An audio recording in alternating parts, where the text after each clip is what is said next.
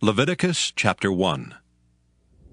And the Lord called unto Moses, and spake unto him out of the tabernacle of the congregation, saying, Speak unto the children of Israel, and say unto them, If any man of you bring an offering unto the Lord, ye shall bring your offering of the cattle, even of the herd, and of the flock. If his offering be a burnt sacrifice of the herd, let him offer a male without blemish. He shall offer it of his own voluntary will at the door of the tabernacle of the congregation before the Lord. And he shall put his hand upon the head of the burnt offering, and it shall be accepted for him to make atonement for him. And he shall kill the bullock before the Lord. And the priests, Aaron's sons, shall bring the blood, and sprinkle the blood round about upon the altar that is by the door of the tabernacle of the congregation. And he shall flay the burnt offering, and cut it into his pieces. And the sons of Aaron the priest shall put fire upon the altar, and lay the wood in order upon the fire. And the priests, Aaron's sons, shall lay the parts, the head and the fat, in order upon the wood that is on the fire, which is upon the altar. But his inwards and his legs shall he wash in water, and the priest shall burn all on the altar, to be a burnt sacrifice, an offering made by fire, of a sweet savor unto the Lord. And if his offering be of the flocks, namely of the sheep or of the goats, for a burnt sacrifice, he shall bring it a male without blemish. And he shall kill it on the side of the altar northward before the Lord. And the priests, Aaron's sons, shall sprinkle his blood round about upon the altar. And he shall cut it into his pieces, with his head and his fat, and the priest shall lay them in order on the wood that is on the fire which is upon the altar. But he shall wash the inwards and the legs with water, and the priest shall bring it all, and burn it upon the altar. It is a burnt sacrifice, an offering made by fire, of a sweet savor unto the Lord. And if the burnt sacrifice for his offering to the Lord be of fowls, then he shall bring his offering of turtle doves, or of young pigeons. And the priest shall bring it unto the altar, and wring off his head, and burn it on the altar. And the blood thereof shall be wrung out at the side of the altar. And he shall pluck away his crop with his feathers, and cast it beside the altar on the east part, by the place of the ashes. And he shall cleave it with the wings thereof, but shall not divide it asunder. And the priest shall burn it upon the altar, upon the wood that is upon the fire. It is a burnt sacrifice, an offering made by fire, of a sweet savor unto the Lord. Leviticus chapter 2. And when any will offer a meat offering unto the Lord, his offering shall be of fine flour, and he shall pour oil upon it, and put frankincense thereon. And he shall bring it to Aaron's sons the priests, and he shall take thereout his handful of the flour thereof, and of the oil thereof, with all the frankincense thereof. And the priest shall burn the memorial of it upon the altar, to be an offering made by fire, of a sweet savor unto the Lord. And the remnant of the meat offering shall be Aaron's and his sons'. It is a thing most holy of the offerings of the Lord made by fire. And if thou bring an oblation of a meat offering baken in the oven, it shall be unleavened cakes of fine flour mingled with oil, or unleavened wafers anointed with oil. And if thy oblation be a meat offering baken in a pan, it shall be of fine flour unleavened mingled with oil. Thou shalt part it in pieces, and pour oil thereon. It is a meat offering. And if thy oblation be a meat offering baken in the frying pan, it shall be made of fine flour with oil. And thou shalt bring the meat offering that is made of these things unto the Lord. And when it is presented unto the priest, he shall bring it unto the altar.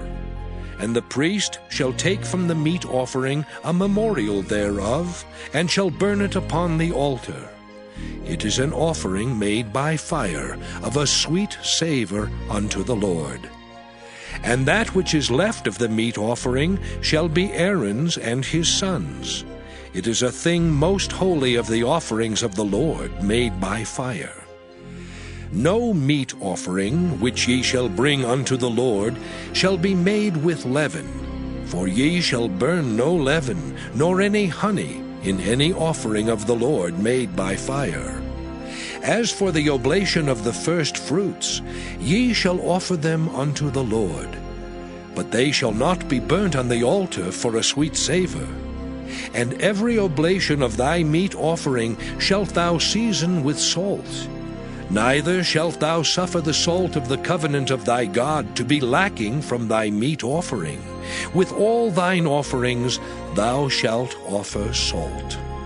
And if thou offer a meat offering of thy first fruits unto the Lord, thou shalt offer for the meat offering of thy first fruits green ears of corn dried by the fire, even corn beaten out of full ears.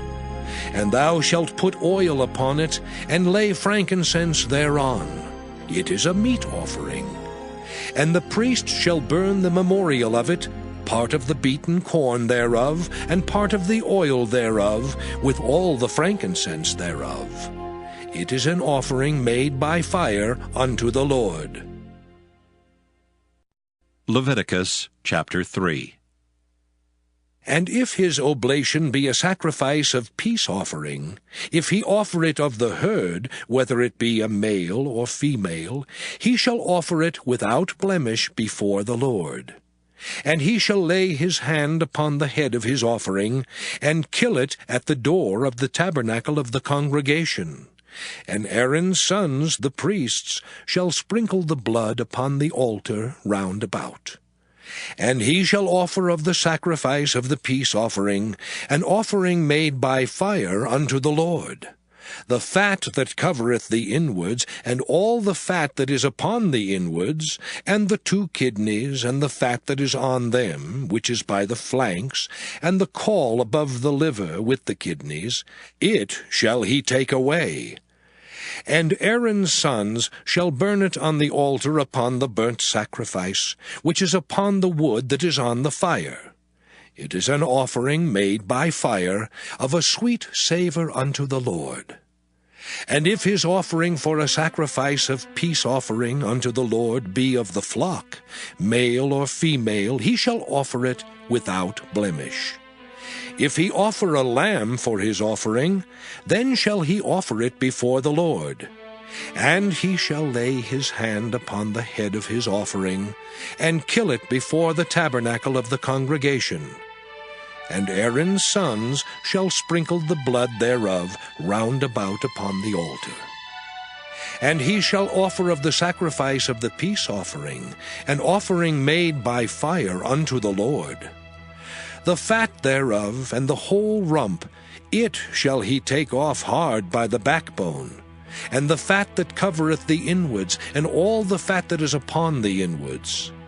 And the 2 kidneys, and the fat that is upon them, which is by the flanks, and the caul above the liver with the kidneys, it shall he take away. And the priest shall burn it upon the altar. It is the food of the offering made by fire unto the Lord. And if his offering be a goat, then he shall offer it before the Lord. And he shall lay his hand upon the head of it, and kill it before the tabernacle of the congregation. And the sons of Aaron shall sprinkle the blood thereof upon the altar round about. And he shall offer thereof his offering, even an offering made by fire unto the Lord. The fat that covereth the inwards, and all the fat that is upon the inwards, and the 2 kidneys, and the fat that is upon them, which is by the flanks, and the caul above the liver with the kidneys, it shall he take away. And the priest shall burn them upon the altar. It is the food of the offering made by fire for a sweet savor. All the fat is the Lord's. It shall be a perpetual statute for your generations throughout all your dwellings, that ye eat neither fat nor blood. Leviticus chapter 4. And the Lord spake unto Moses, saying, Speak unto the children of Israel, saying, If a soul shall sin through ignorance against any of the commandments of the Lord concerning things which ought not to be done, and shall do against any of them, if the priest that is anointed do sin according to the sin of the people, then let him bring for his sin, which he hath sinned, a young bullock without blemish unto the Lord for a sin offering. And he shall bring the bullock unto the door of the tabernacle of the congregation before the Lord, and shall lay his hand upon the bullock's head, and kill the bullock before the Lord. And the priest that is anointed shall take of the bullock's blood, and bring it to the tabernacle of the congregation. And the priest shall dip his finger in the blood, and sprinkle of the blood 7 times before the Lord, before the veil of the sanctuary. And the priest shall put some of the blood upon the horns of the altar of sweet incense before the Lord, which is in the tabernacle of the congregation, and shall pour all the blood of the bullock at the bottom of the altar of the burnt offering, which is at the door of the tabernacle of the congregation. And he shall take off from it all the fat of the bullock for the sin offering, the fat that covereth the inwards, and all the fat that is upon the inwards, and the 2 kidneys, and the fat that is upon them, which is by the flanks, and the caul above the liver, with the kidneys, it shall he take away, as it was taken off from the bullock of the sacrifice of peace offerings, and the priest shall burn them upon the altar of the burnt offering. And the skin of the bullock and all his flesh, with his head and with his legs, and his inwards and his dung, even the whole bullock shall he carry forth without the camp unto a clean place, where the ashes are poured out, and burn him on the wood with fire. Where the ashes are poured out, shall he be burnt. And if the whole congregation of Israel sin through ignorance, and the thing be hid from the eyes of the assembly, and they have done somewhat against any of the commandments of the Lord concerning things which should not be done, and are guilty, when the sin which they have sinned against it is known, then the congregation shall offer a young bullock for the sin, and bring him before the tabernacle of the congregation. And the elders of the congregation shall lay their hands upon the head of the bullock before the Lord. And the bullock shall be killed before the Lord. And the priest that is anointed shall bring of the bullock's blood to the tabernacle of the congregation. And the priest shall dip his finger in some of the blood, and sprinkle it 7 times before the Lord, even before the veil. And he shall put some of the blood upon the horns of the altar which is before the Lord, that is in the tabernacle of the congregation, and shall pour out all the blood at the bottom of the altar of the burnt offering, which is at the door of the tabernacle of the congregation. And he shall take all his fat from him, and burn it upon the altar. And he shall do with the bullock as he did with the bullock for a sin offering, so shall he do with this. And the priest shall make an atonement for them, and it shall be forgiven them. And he shall carry forth the bullock without the camp, and burn him as he burned the first bullock. It is a sin offering for the congregation. When a ruler hath sinned, and done somewhat through ignorance against any of the commandments of the Lord his God, concerning things which should not be done, and is guilty, or if his sin, wherein he hath sinned, come to his knowledge, he shall bring his offering, a kid of the goats, a male without blemish. And he shall lay his hand upon the head of the goat, and kill it in the place where they kill the burnt offering before the Lord. It is a sin offering. And the priest shall take of the blood of the sin offering with his finger, and put it upon the horns of the altar of burnt offering, and shall pour out his blood at the bottom of the altar of burnt offering. And he shall burn all his fat upon the altar, as the fat of the sacrifice of peace offerings. And the priest shall make an atonement for him as concerning his sin, and it shall be forgiven him. And if any one of the common people sin through ignorance, while he doeth somewhat against any of the commandments of the Lord, concerning things which ought not to be done, and be guilty, or if his sin which he hath sinned come to his knowledge, then he shall bring his offering, a kid of the goats, a female without blemish, for his sin which he hath sinned. And he shall lay his hand upon the head of the sin offering, and slay the sin offering in the place of the burnt offering. And the priest shall take of the blood thereof with his finger, and put it upon the horns of the altar of burnt offering, and shall pour out all the blood thereof at the bottom of the altar. And he shall take away all the fat thereof, as the fat is taken away from off the sacrifice of peace offerings. And the priest shall burn it upon the altar for a sweet savour unto the Lord. And the priest shall make an atonement for him, and it shall be forgiven him. And if he bring a lamb for a sin offering, he shall bring it a female without blemish. And he shall lay his hand upon the head of the sin offering, and slay it for a sin offering in the place where they killed the burnt offering. And the priest shall take of the blood of the sin offering with his finger, and put it upon the horns of the altar of burnt offering, and shall pour out all the blood thereof at the bottom of the altar. And he shall take away all the fat thereof, as the fat of the lamb is taken away from the sacrifice of the peace offerings. And the priest shall burn them upon the altar, according to the offerings made by fire unto the Lord. And the priest shall make an atonement for his sin that he hath committed, and it shall be forgiven him. Leviticus chapter 5. And if a soul sin, and hear the voice of swearing, and is a witness, whether he hath seen or known of it, if he do not utter it, then he shall bear his iniquity. Or if a soul touch any unclean thing, whether it be a carcass of an unclean beast, or a carcass of unclean cattle, or the carcass of unclean creeping things, and if it be hidden from him, he also shall be unclean and guilty. Or if he touch the uncleanness of man, whatsoever uncleanness it be, that a man shall be defiled withal, and it be hid from him, when he knoweth of it, then he shall be guilty.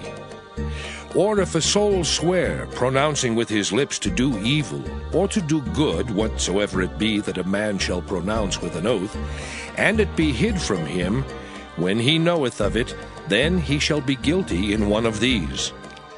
And it shall be, when he shall be guilty in one of these things, that he shall confess that he hath sinned in that thing. And he shall bring his trespass offering unto the Lord for his sin which he hath sinned, a female from the flock, a lamb or a kid of the goats for a sin offering. And the priest shall make an atonement for him concerning his sin.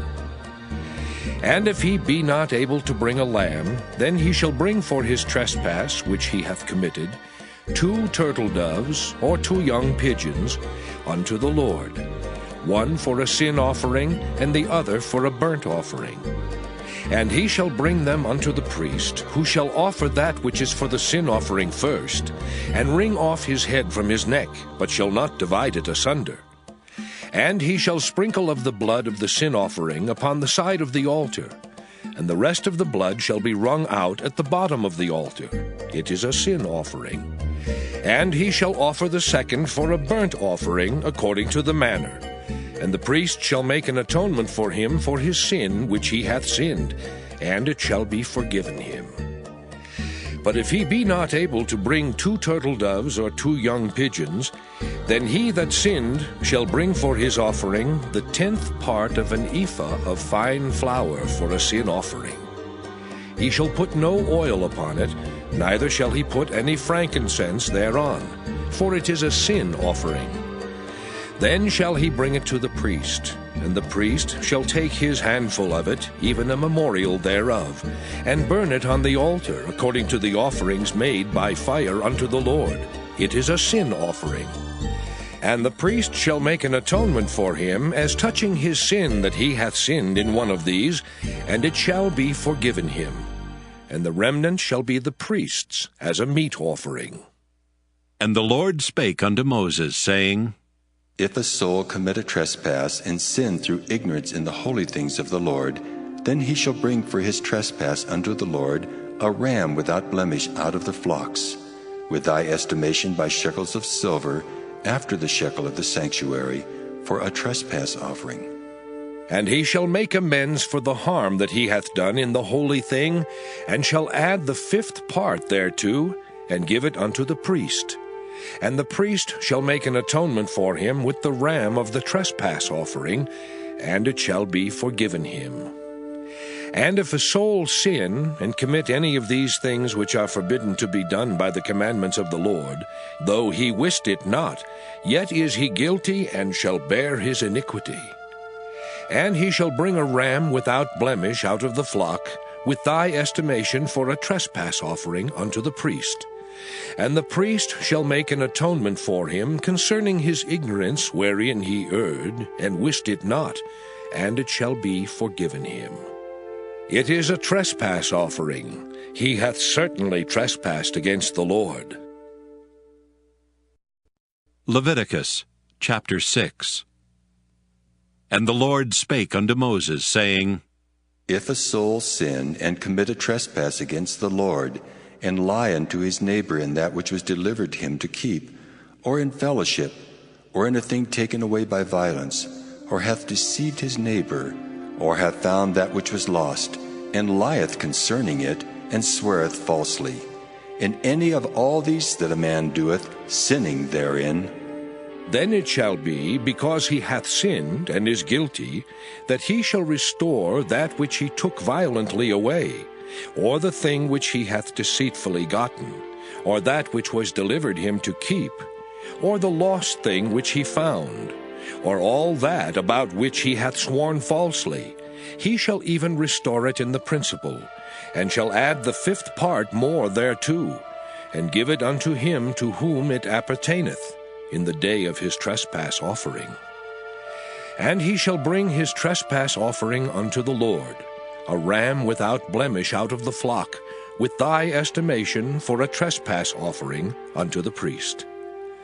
And the priest shall make an atonement for him before the Lord, and it shall be forgiven him for anything of all that he hath done in trespassing therein. And the Lord spake unto Moses, saying, Command Aaron and his sons, saying, This is the law of the burnt offering. It is the burnt offering because of the burning upon the altar all night unto the morning, and the fire of the altar shall be burning in it. And the priest shall put on his linen garment, and his linen breeches shall he put upon his flesh, and take up the ashes which the fire hath consumed with the burnt offering on the altar, and he shall put them beside the altar. And he shall put off his garments, and put on other garments, and carry forth the ashes without the camp unto a clean place. And the fire upon the altar shall be burning in it, it shall not be put out. And the priest shall burn wood on it every morning, and lay the burnt offering in order upon it. And he shall burn thereon the fat of the peace offerings. The fire shall ever be burning upon the altar, it shall never go out. And this is the law of the meat offering. The sons of Aaron shall offer it before the Lord, before the altar. And he shall take of it his handful, of the flour of the meat offering, and of the oil thereof, and all the frankincense which is upon the meat offering, and shall burn it upon the altar for a sweet savour, even the memorial of it unto the Lord. And the remainder thereof shall Aaron and his sons eat.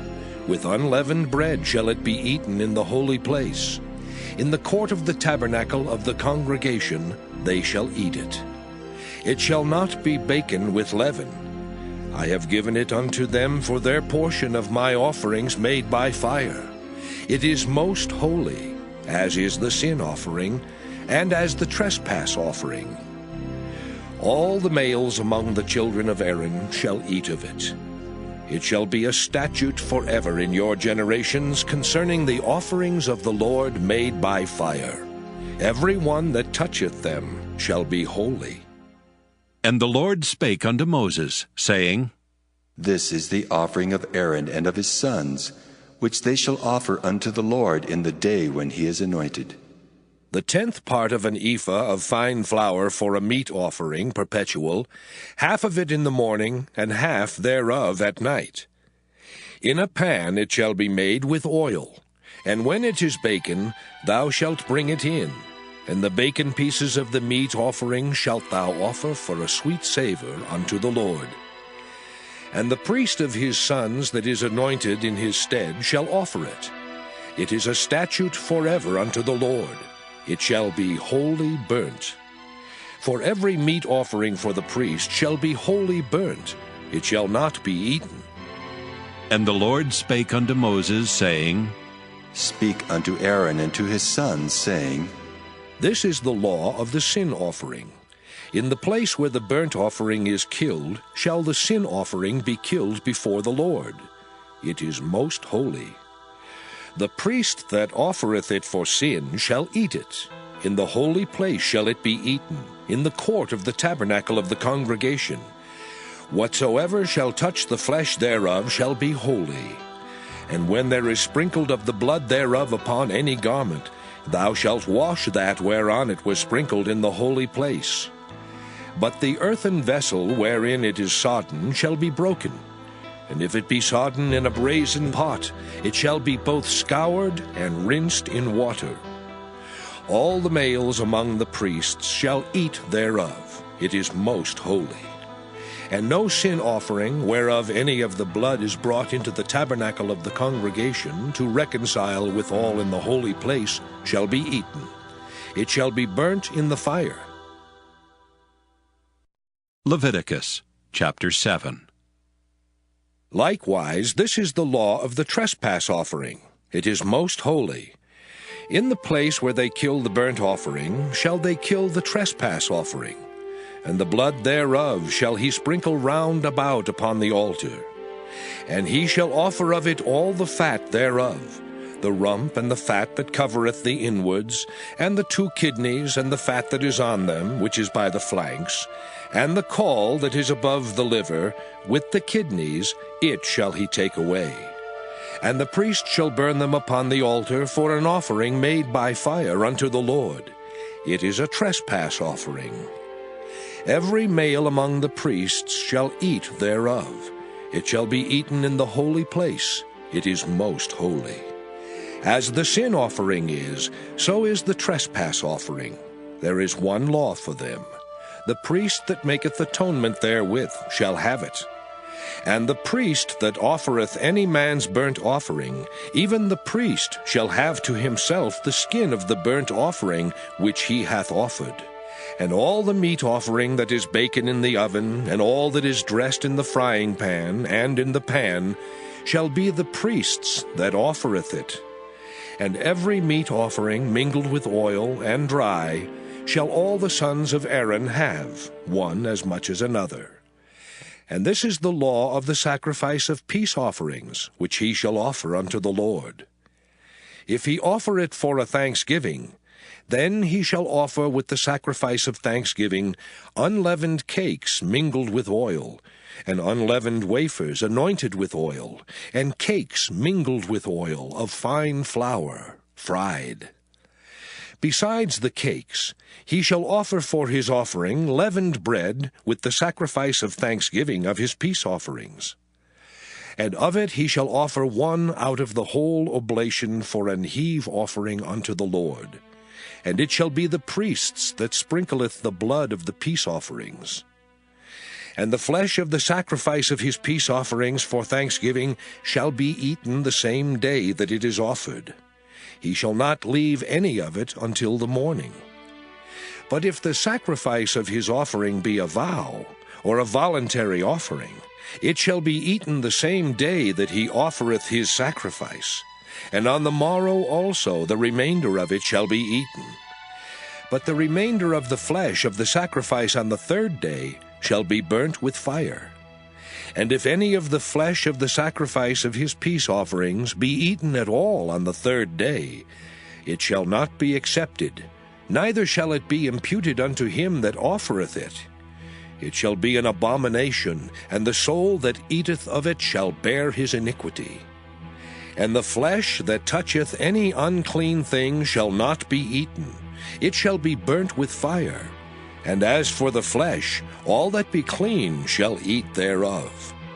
But the soul that eateth of the flesh of the sacrifice of peace offerings, that pertain unto the Lord, having his uncleanness upon him, even that soul shall be cut off from his people.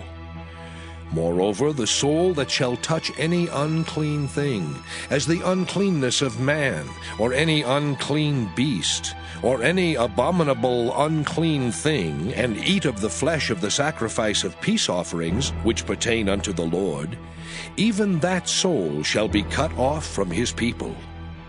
And the Lord spake unto Moses, saying, Speak unto the children of Israel, saying, Ye shall eat no manner of fat, of ox, or of sheep, or of goat. And the fat of the beast that dieth of itself, and the fat of that which is torn with beasts, may be used in any other use, but ye shall in no wise eat of it. For whosoever eateth the fat of the beast, of which men offer an offering made by fire unto the Lord, even the soul that eateth it shall be cut off from his people. Moreover, ye shall eat no manner of blood, whether it be of fowl or of beast, in any of your dwellings. Whatsoever soul it be that eateth any manner of blood, even that soul shall be cut off from his people. And the Lord spake unto Moses, saying, Speak unto the children of Israel, saying, He that offereth the sacrifice of his peace offerings unto the Lord shall bring his oblation unto the Lord of the sacrifice of his peace offerings. His own hands shall bring the offerings of the Lord made by fire. The fat with the breast, it shall he bring, that the breast may be waved for a wave offering before the Lord. And the priest shall burn the fat upon the altar, but the breast shall be Aaron's and his sons'. And the right shoulder shall ye give unto the priest for an heave offering of the sacrifices of your peace offerings. He among the sons of Aaron that offereth the blood of the peace offerings and the fat shall have the right shoulder for his part. For the wave breast and the heave shoulder have I taken of the children of Israel from off the sacrifices of their peace offerings, and have given them unto Aaron the priest and unto his sons by a statute forever from among the children of Israel. This is the portion of the anointing of Aaron, and of the anointing of his sons, out of the offerings of the Lord, made by fire in the day when he presented them to minister unto the Lord in the priest's office, which the Lord commanded to be given them of the children of Israel in the day that he anointed them, by a statute forever throughout their generations. This is the law of the burnt offering, of the meat offering, and of the sin offering, and of the trespass offering, and of the consecrations, and of the sacrifice of the peace offerings, which the Lord commanded Moses in Mount Sinai in the day that he commanded the children of Israel to offer their oblations unto the Lord in the wilderness of Sinai. Leviticus chapter 8. And the Lord spake unto Moses, saying, Take Aaron and his sons with him, and the garments and the anointing oil, and a bullock for the sin offering, and 2 rams and a basket of unleavened bread. And gather thou all the congregation together unto the door of the tabernacle of the congregation. And Moses did as the Lord commanded him. And the assembly was gathered together unto the door of the tabernacle of the congregation. And Moses said unto the congregation, This is the thing which the Lord commanded to be done. And Moses brought Aaron and his sons, and washed them with water. And he put upon him the coat, and girded him with the girdle, and clothed him with the robe, and put the ephod upon him. And he girded him with the curious girdle of the ephod, and bound it unto him therewith. And he put the breastplate upon him. Also he put in the breastplate the Urim and the Thummim. And he put the mitre upon his head. Also upon the mitre, even upon his forefront, did he put the golden plate, the holy crown, as the Lord commanded Moses. And Moses took the anointing oil, and anointed the tabernacle and all that was therein, and sanctified them. And he sprinkled thereof upon the altar 7 times, and anointed the altar and all his vessels, both the laver and his foot, to sanctify them. And he poured of the anointing oil upon Aaron's head, and anointed him to sanctify him. And Moses brought Aaron's sons, and put coats upon them, and girded them with girdles, and put bonnets upon them, as the Lord commanded Moses. And he brought the bullock for the sin offering, and Aaron and his sons laid their hands upon the head of the bullock for the sin offering. And he slew it, and Moses took the blood, and put it upon the horns of the altar round about with his finger, and purified the altar, and poured the blood at the bottom of the altar, and sanctified it, to make reconciliation upon it. And he took all the fat that was upon the inwards, and the caul above the liver, and the 2 kidneys and their fat, and Moses burned it upon the altar. But the bullock and his hide, his flesh and his dung, he burnt with fire without the camp, as the Lord commanded Moses. And he brought the ram for the burnt offering, and Aaron and his sons laid their hands upon the head of the ram, and he killed it, and Moses sprinkled the blood upon the altar round about. And he cut the ram into pieces, and Moses burnt the head and the pieces and the fat.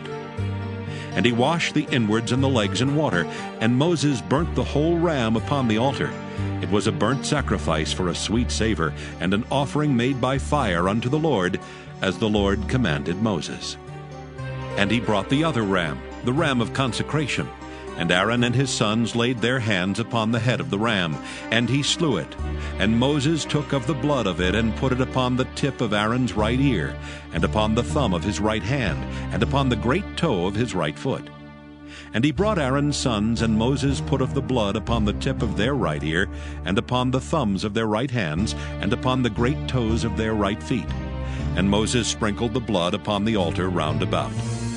And he took the fat and the rump, and all the fat that was upon the inwards, and the caul above the liver, and the 2 kidneys and their fat, and the right shoulder. And out of the basket of unleavened bread that was before the Lord, he took 1 unleavened cake, and a cake of oiled bread, and 1 wafer, and put them on the fat, and upon the right shoulder. And he put all upon Aaron's hands, and upon his sons' hands, and waved them for a wave offering before the Lord. And Moses took them from off their hands, and burnt them on the altar upon the burnt offering. They were consecrations for a sweet savor. It is an offering made by fire unto the Lord. And Moses took the breast, and waved it for a wave offering before the Lord. For of the ram of consecration it was Moses' part, as the Lord commanded Moses. And Moses took of the anointing oil, and of the blood which was upon the altar, and sprinkled it upon Aaron, and upon his garments, and upon his sons, and upon his sons' garments with him, and sanctified Aaron and his garments, and his sons' garments with him. And Moses said unto Aaron and to his sons, Boil the flesh at the door of the tabernacle of the congregation, and there eat it with the bread that is in the basket of consecrations, as I commanded, saying, Aaron and his sons shall eat it. And that which remaineth of the flesh and of the bread shall ye burn with fire. And ye shall not go out of the door of the tabernacle of the congregation in 7 days, until the days of your consecration be at an end. For 7 days shall he consecrate you. As he hath done this day, so the Lord hath commanded to do, to make an atonement for you. Therefore shall ye abide at the door of the tabernacle of the congregation day and night 7 days, and keep the charge of the Lord, that ye die not, for so I am commanded. So Aaron and his sons did all things which the Lord commanded by the hand of Moses. Leviticus chapter 9.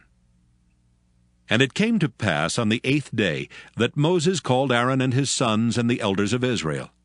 And he said unto Aaron, Take thee a young calf for a sin offering, and a ram for a burnt offering, without blemish, and offer them before the Lord. And unto the children of Israel thou shalt speak, saying, Take ye a kid of the goats for a sin offering, and a calf and a lamb, both of the first year, without blemish, for a burnt offering. Also a bullock and a ram for peace offerings, to sacrifice before the Lord, and a meat offering mingled with oil. For today the Lord will appear unto you. And they brought that which Moses commanded before the tabernacle of the congregation. And all the congregation drew near and stood before the Lord. And Moses said, This is the thing which the Lord commanded that ye should do, and the glory of the Lord shall appear unto you.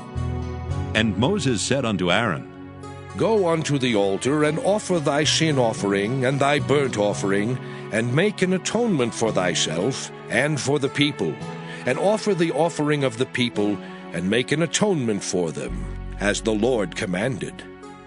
Aaron therefore went unto the altar, and slew the calf of the sin offering which was for himself.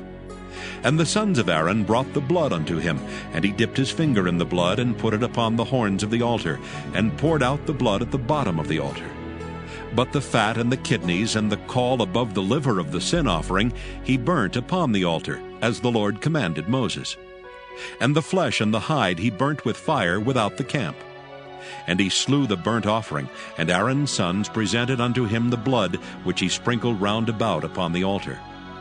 And they presented the burnt offering unto him with the pieces thereof and the head, and he burnt them upon the altar.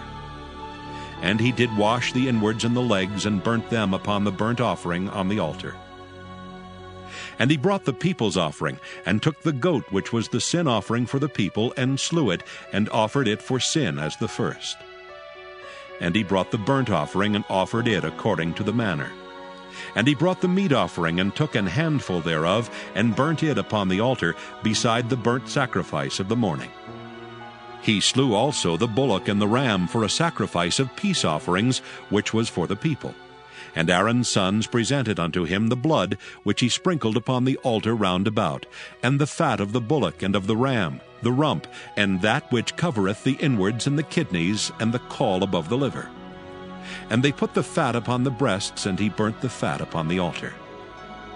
And the breasts and the right shoulder Aaron waved for a wave offering before the Lord, as Moses commanded. And Aaron lifted up his hand toward the people, and blessed them, and came down from offering of the sin offering, and the burnt offering, and peace offerings. And Moses and Aaron went into the tabernacle of the congregation, and came out and blessed the people, and the glory of the Lord appeared unto all the people. And there came a fire out from before the Lord, and consumed upon the altar the burnt offering and the fat, which when all the people saw, they shouted, and fell on their faces. Leviticus chapter 10. And Nadab and Abihu the sons of Aaron took either of them his censer, and put fire therein, and put incense thereon, and offered strange fire before the Lord, which he commanded them not. And there went out fire from the Lord, and devoured them, and they died before the Lord. Then Moses said unto Aaron, This is it that the Lord spake, saying, I will be sanctified in them that come nigh me, and before all the people I will be glorified. And Aaron held his peace.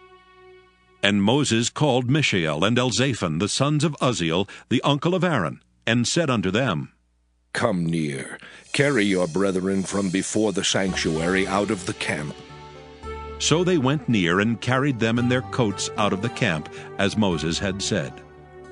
And Moses said unto Aaron, and unto Eleazar, and unto Ithamar his sons, Uncover not your heads, neither rend your clothes, lest ye die, and lest wrath come upon all the people. But let your brethren, the whole house of Israel, bewail the burning which the Lord hath kindled. And ye shall not go out from the door of the tabernacle of the congregation, lest ye die. For the anointing oil of the Lord is upon you. And they did according to the word of Moses. And the Lord spake unto Aaron, saying, Do not drink wine nor strong drink, thou nor thy sons with thee, when ye go into the tabernacle of the congregation, lest ye die. It shall be a statute forever throughout your generations. And that ye may put difference between holy and unholy, and between unclean and clean, and that ye may teach the children of Israel all the statutes which the Lord has spoken unto them by the hand of Moses. And Moses spake unto Aaron, and unto Eleazar, and unto Ithamar his sons that were left. Take the meat offering that remaineth of the offerings of the Lord made by fire, and eat it without leaven beside the altar, for it is most holy. And ye shall eat it in the holy place, because it is thy due, and thy son's due, of the sacrifices of the Lord made by fire, for so I am commanded. And the wave breast and heave shoulder shall ye eat in a clean place, thou and thy sons and thy daughters with thee, for they be thy due, and thy sons' due, which are given out of the sacrifices of peace offerings of the children of Israel. The heave shoulder and the wave breast shall they bring with the offerings made by fire of the fat, to wave it for a wave offering before the Lord. And it shall be thine and thy sons with thee, by a statute forever, as the Lord hath commanded. And Moses diligently sought the goat of the sin offering, and behold, it was burnt. And he was angry with Eleazar and Ithamar, the sons of Aaron, which were left alive, saying, Wherefore have ye not eaten the sin offering in the holy place, seeing it is most holy? And God hath given it you to bear the iniquity of the congregation, to make atonement for them before the Lord. Behold, the blood of it was not brought in within the holy place. Ye should indeed have eaten it in the holy place, as I commanded. And Aaron said unto Moses, Behold, this day have they offered their sin offering and their burnt offering before the Lord, and such things have befallen me. And if I had eaten the sin offering today, should it have been accepted in the sight of the Lord? And when Moses heard that, he was content. Leviticus chapter 11. And the Lord spake unto Moses and to Aaron, saying unto them, Speak unto the children of Israel, saying, These are the beasts which ye shall eat among all the beasts that are on the earth. Whatsoever parteth the hoof, and is cloven-footed, and cheweth the cud among the beasts, that shall ye eat. Nevertheless, these shall ye not eat of them that chew the cud, or of them that divide the hoof, as the camel, because he cheweth the cud, but divideth not the hoof. He is unclean unto you. And the coney, because he cheweth the cud, but divideth not the hoof. He is unclean unto you. And the hare, because he cheweth the cud, but divideth not the hoof. He is unclean unto you.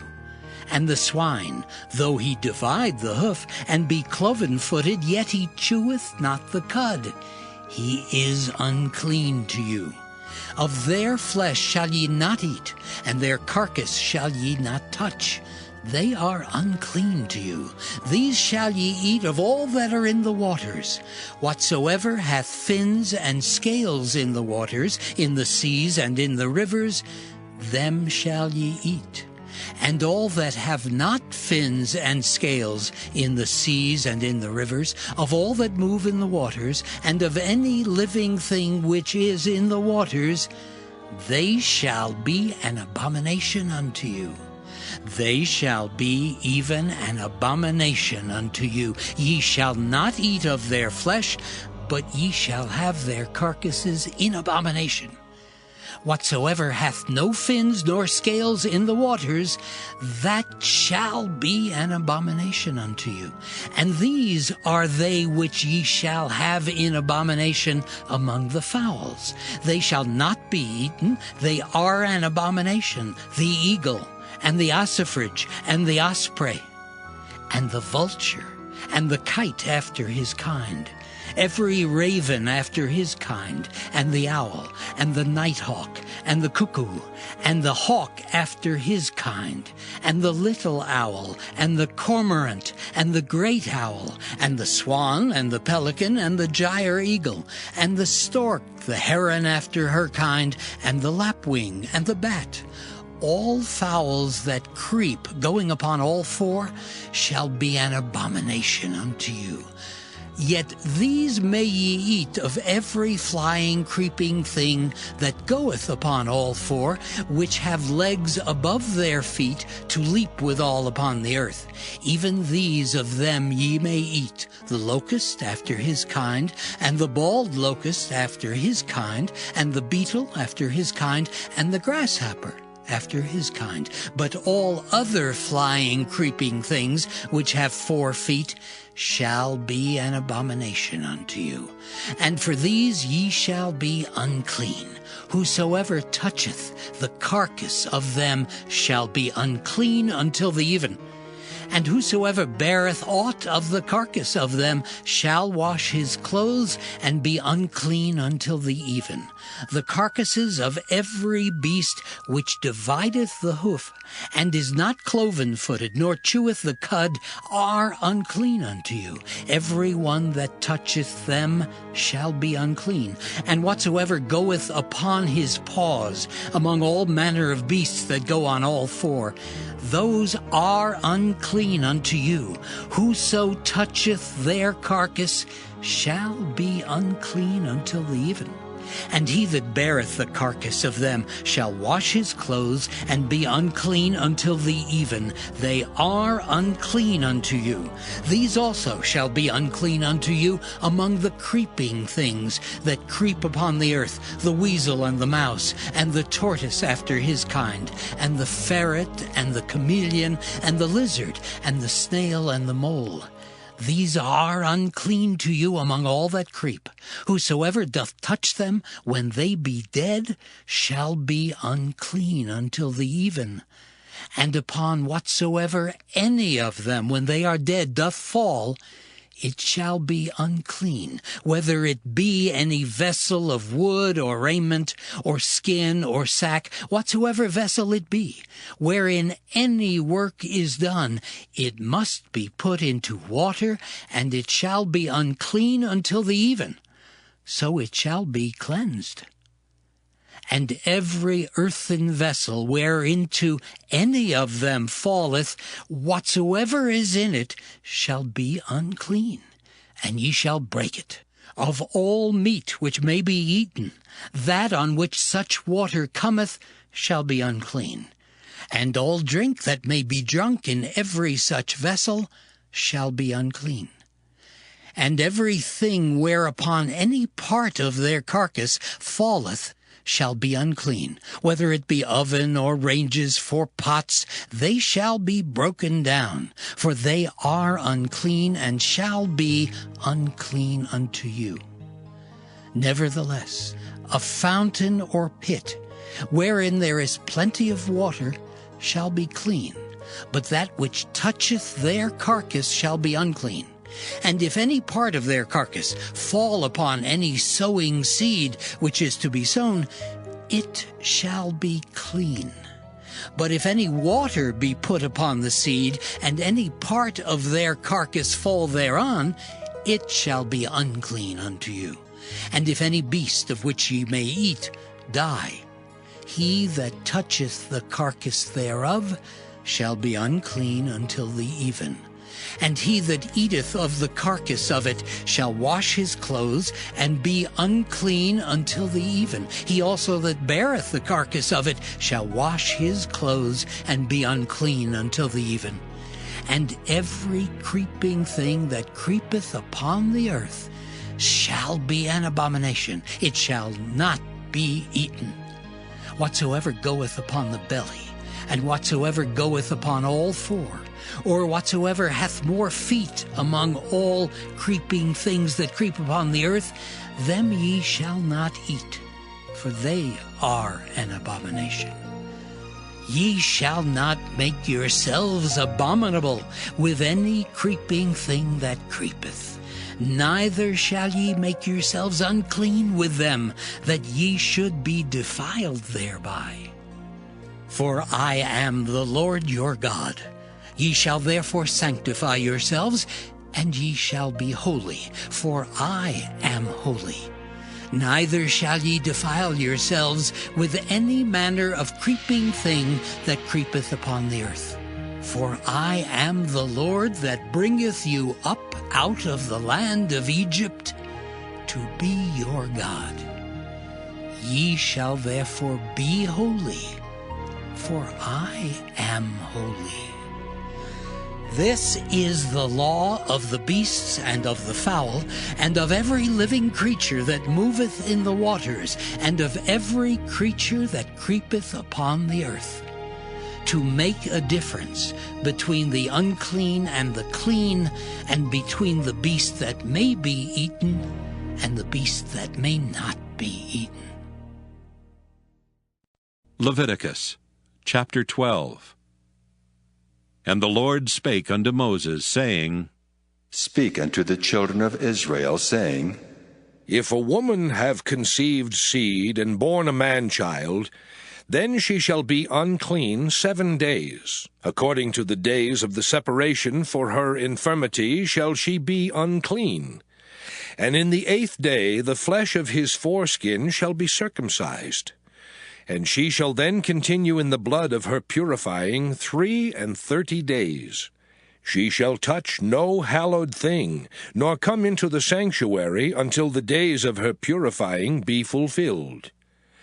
But if she bear a maid child, then she shall be unclean 2 weeks, as in her separation, and she shall continue in the blood of her purifying 66 days. And when the days of her purifying are fulfilled, for a son or for a daughter, she shall bring a lamb of the 1st year for a burnt offering, and a young pigeon or a turtle dove for a sin offering unto the door of the tabernacle of the congregation, unto the priest, who shall offer it before the Lord, and make an atonement for her, and she shall be cleansed from the issue of her blood. This is the law for her that hath borne a male or a female. And if she be not able to bring a lamb, then she shall bring 2 turtles, or 2 young pigeons, the one for the burnt offering, and the other for a sin offering. And the priest shall make an atonement for her, and she shall be clean. Leviticus chapter 13. And the Lord spake unto Moses and Aaron, saying, When a man shall have in the skin of his flesh a rising, a scab or bright spot, and it be in the skin of his flesh like the plague of leprosy, then he shall be brought unto Aaron the priest, or unto one of his sons, the priests. And the priest shall look on the plague in the skin of the flesh, and when the hair in the plague is turned white, and the plague in sight be deeper than the skin of his flesh, it is a plague of leprosy, and the priest shall look on him and pronounce him unclean. If the bright spot be white in the skin of his flesh, and in sight be not deeper than the skin, and the hair thereof be not turned white, then the priest shall shut up him that hath the plague 7 days. And the priest shall look on him the 7th day, and behold, if the plague in his sight be at a stay, and the plague spread not in the skin, then the priest shall shut him up 7 days more. And the priest shall look on him again the 7th day, and behold, if the plague be somewhat dark, and the plague spread not in the skin, the priest shall pronounce him clean. It is but a scab, and he shall wash his clothes and be clean. But if the scab spread much abroad in the skin, after that he hath been seen of the priest for his cleansing, he shall be seen of the priest again. And if the priest see that, behold, the scab spreadeth in the skin, then the priest shall pronounce him unclean. It is a leprosy. When the plague of leprosy is in a man, then he shall be brought unto the priest. And the priest shall see him, and behold, if the rising be white in the skin, and it have turned the hair white, and there be quick raw flesh in the rising, it is an old leprosy in the skin of his flesh, and the priest shall pronounce him unclean, and shall not shut him up, for he is unclean. And if a leprosy break out abroad in the skin, and the leprosy cover all the skin of him that hath the plague, from his head even to his foot, wheresoever the priest looketh, then the priest shall consider. And behold, if the leprosy have covered all his flesh, he shall pronounce him clean that hath the plague. It is all turned white, he is clean. But when raw flesh appeareth in him, he shall be unclean.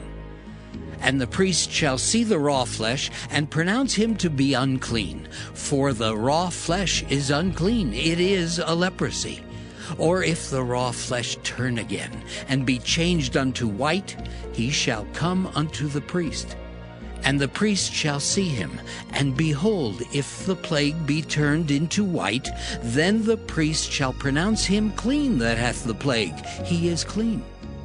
The flesh also, in which even in the skin thereof was a boil, and is healed, and in the place of the boil there be a white rising, or a bright spot, white and somewhat reddish, and it be showed to the priest.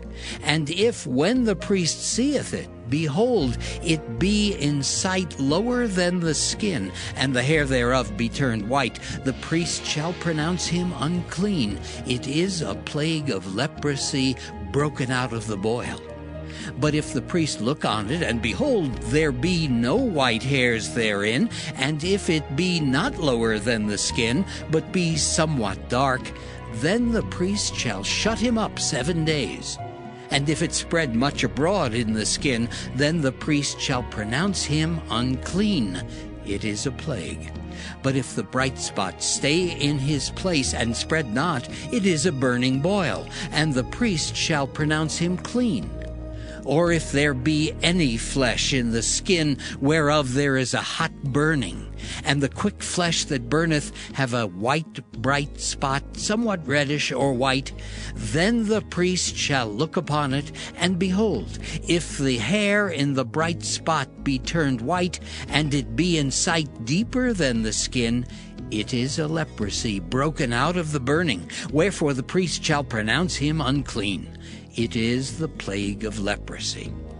But if the priest look on it, and behold, there be no white hair in the bright spot, and it be no lower than the other skin, but be somewhat dark, then the priest shall shut him up 7 days. And the priest shall look upon him the 7th day, and if it be spread much abroad in the skin, then the priest shall pronounce him unclean. It is the plague of leprosy. And if the bright spot stay in his place, and spread not in the skin, but it be somewhat dark, it is a rising of the burning, and the priest shall pronounce him clean, for it is an inflammation of the burning. If a man or woman have a plague upon the head or the beard, then the priest shall see the plague, and behold, if it be in sight deeper than the skin, and there be in it a yellow thin hair, then the priest shall pronounce him unclean.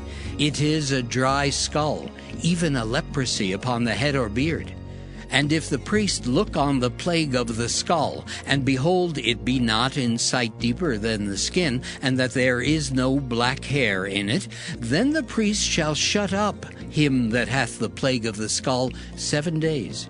And in the 7th day the priest shall look on the plague, and behold, if the skull spread not, and there be in it no yellow hair, and the skull be not in sight deeper than the skin, he shall be shaven, but the skull shall he not shave, and the priest shall shut up him that hath the skull 7 days more. And in the 7th day the priest shall look on the skull, and behold, if the skull be not spread in the skin, nor be in sight deeper than the skin, then the priest shall pronounce him clean, and he shall wash his clothes and be clean. But if the scald spread much in the skin after his cleansing, then the priest shall look on him, and behold, if the scald be spread in the skin, the priest shall not seek for yellow hair. He is unclean. But if the scald be in his sight at a stay, and that there is black hair grown up therein, the scald is healed, he is clean, and the priest shall pronounce him clean. If a man also or a woman have in the skin of their flesh bright spots, even white bright spots, then the priest shall look, and behold, if the bright spots in the skin of their flesh be darkish white, it is a freckled spot that groweth in the skin, he is clean. And the man whose hair is fallen off his head, he is bald, yet is he clean. And he that hath his hair fallen off from the part of his head toward his face, he is forehead bald, yet is he clean. And if there be in the bald head or bald forehead a white reddish sore, it is a leprosy sprung up in his bald head or his bald forehead. Then the priest shall look upon it, and behold, if the rising of the sore be white reddish in his bald head or in his bald forehead, as the leprosy appeareth in the skin of the flesh, he is a leprous man, he is unclean. The priest shall pronounce him utterly unclean. His plague is in his head. And the leper in whom the plague is, his clothes shall be rent, and his head bare, and he shall put a covering upon his upper lip, and shall cry, Unclean, unclean. All the days wherein the plague shall be in him, he shall be defiled. He is unclean. He shall dwell alone. Without the camp shall his habitation be. The garment also that the plague of leprosy is in, whether it be a woolen garment or a linen garment, whether it be in the warp or woof of linen or of woolen, whether in a skin or in anything made of skin. And if the plague be greenish or reddish in the garment, or in the skin, either in the warp or in the woof, or in anything of skin, it is a plague of leprosy, and shall be showed unto the priest. And the priest shall look upon the plague, and shut up it that hath the plague 7 days. And he shall look on the plague on the 7th day. If the plague be spread in the garment, either in the warp or in the woof, or in a skin, or in any work that is made of skin, the plague is a fretting leprosy. It is unclean. He shall therefore burn that garment, whether warp or woof, in woolen or in linen, or anything of skin, wherein the plague is, for it is a fretting leprosy. It shall be burnt in the fire. And if the priest shall look, and behold, the plague be not spread in the garment, either in the warp or in the woof, or in anything of skin, then the priest shall command that they wash the thing wherein the plague is, and he shall shut it up 7 days more. And the priest shall look on the plague after that it is washed, and behold, if the plague have not changed his color, and the plague be not spread, it is unclean. Thou shalt burn it in the fire. It is fret inward, whether it be bare within or without. And if the priest look, and behold, the plague be somewhat dark after the washing of it, then he shall rend it out of the garment, or out of the skin, or out of the warp, or out of the woof. And if it appear still in the garment, either in the warp, or in the woof, or in anything of skin, it is a spreading plague. Thou shalt burn that wherein the plague is with fire. And the garment, either warp or woof, or whatsoever thing of skin it be, which thou shalt wash, if the plague be departed from them, then it shall be washed the 2nd time, and shall be clean. This is the law of the plague of leprosy in a garment of woolen or linen, either in the warp or woof, or anything of skins, to pronounce it clean or to pronounce it unclean. Leviticus chapter 14. And the Lord spake unto Moses, saying, This shall be the law of the leper in the day of his cleansing. He shall be brought unto the priest, And the priest shall go forth out of the camp, and the priest shall look, and behold, if the plague of leprosy be healed in the leper, then shall the priest command to take for him that is to be cleansed 2 birds alive and clean, and cedar wood, and scarlet and hyssop. And the priest shall command that one of the birds be killed in an earthen vessel over running water. As for the living bird, he shall take it, and the cedar wood, and the scarlet, and the hyssop, and shall dip them and the living bird in the blood of the bird that was killed over the running water. And he shall sprinkle upon him that is to be cleansed from the leprosy 7 times, and shall pronounce him clean, and shall let the living bird loose into the open field. And he that is to be cleansed shall wash his clothes, and shave off all his hair, and wash himself in water, that he may be clean. And after that he shall come into the camp, and shall tarry abroad out of his tent 7 days. But it shall be on the 7th day that he shall shave all his hair off his head, and his beard, and his eyebrows, even all his hair he shall shave off.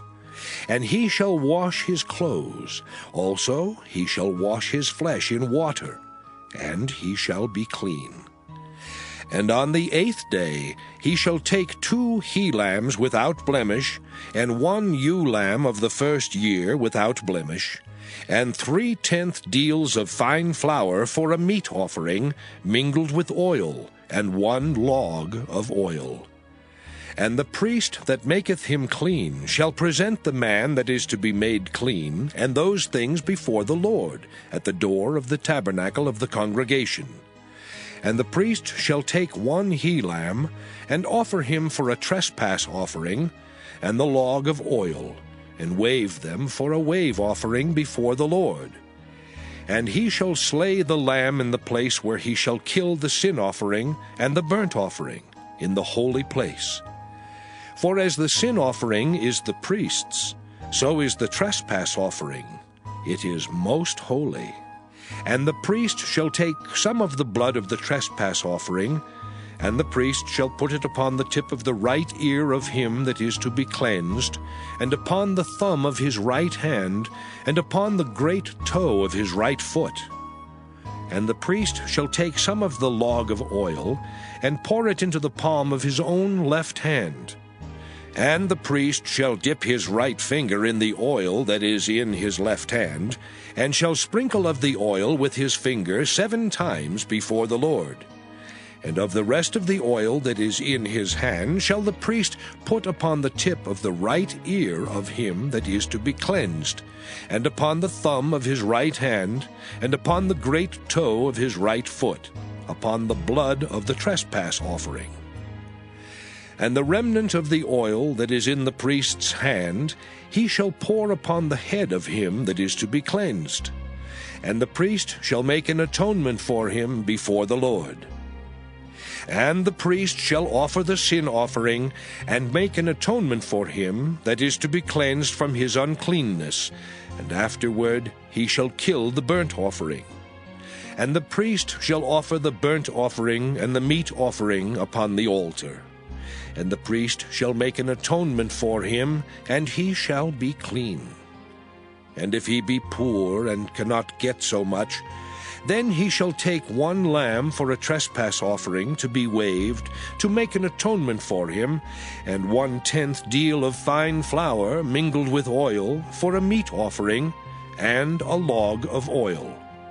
And 2 turtle doves, or 2 young pigeons, such as he is able to get, and the one shall be a sin offering, and the other a burnt offering. And he shall bring them on the 8th day for his cleansing unto the priest, unto the door of the tabernacle of the congregation before the Lord.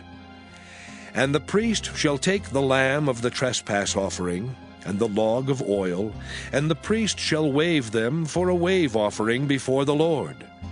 And he shall kill the lamb of the trespass offering, and the priest shall take some of the blood of the trespass offering, and put it upon the tip of the right ear of him that is to be cleansed, and upon the thumb of his right hand, and upon the great toe of his right foot.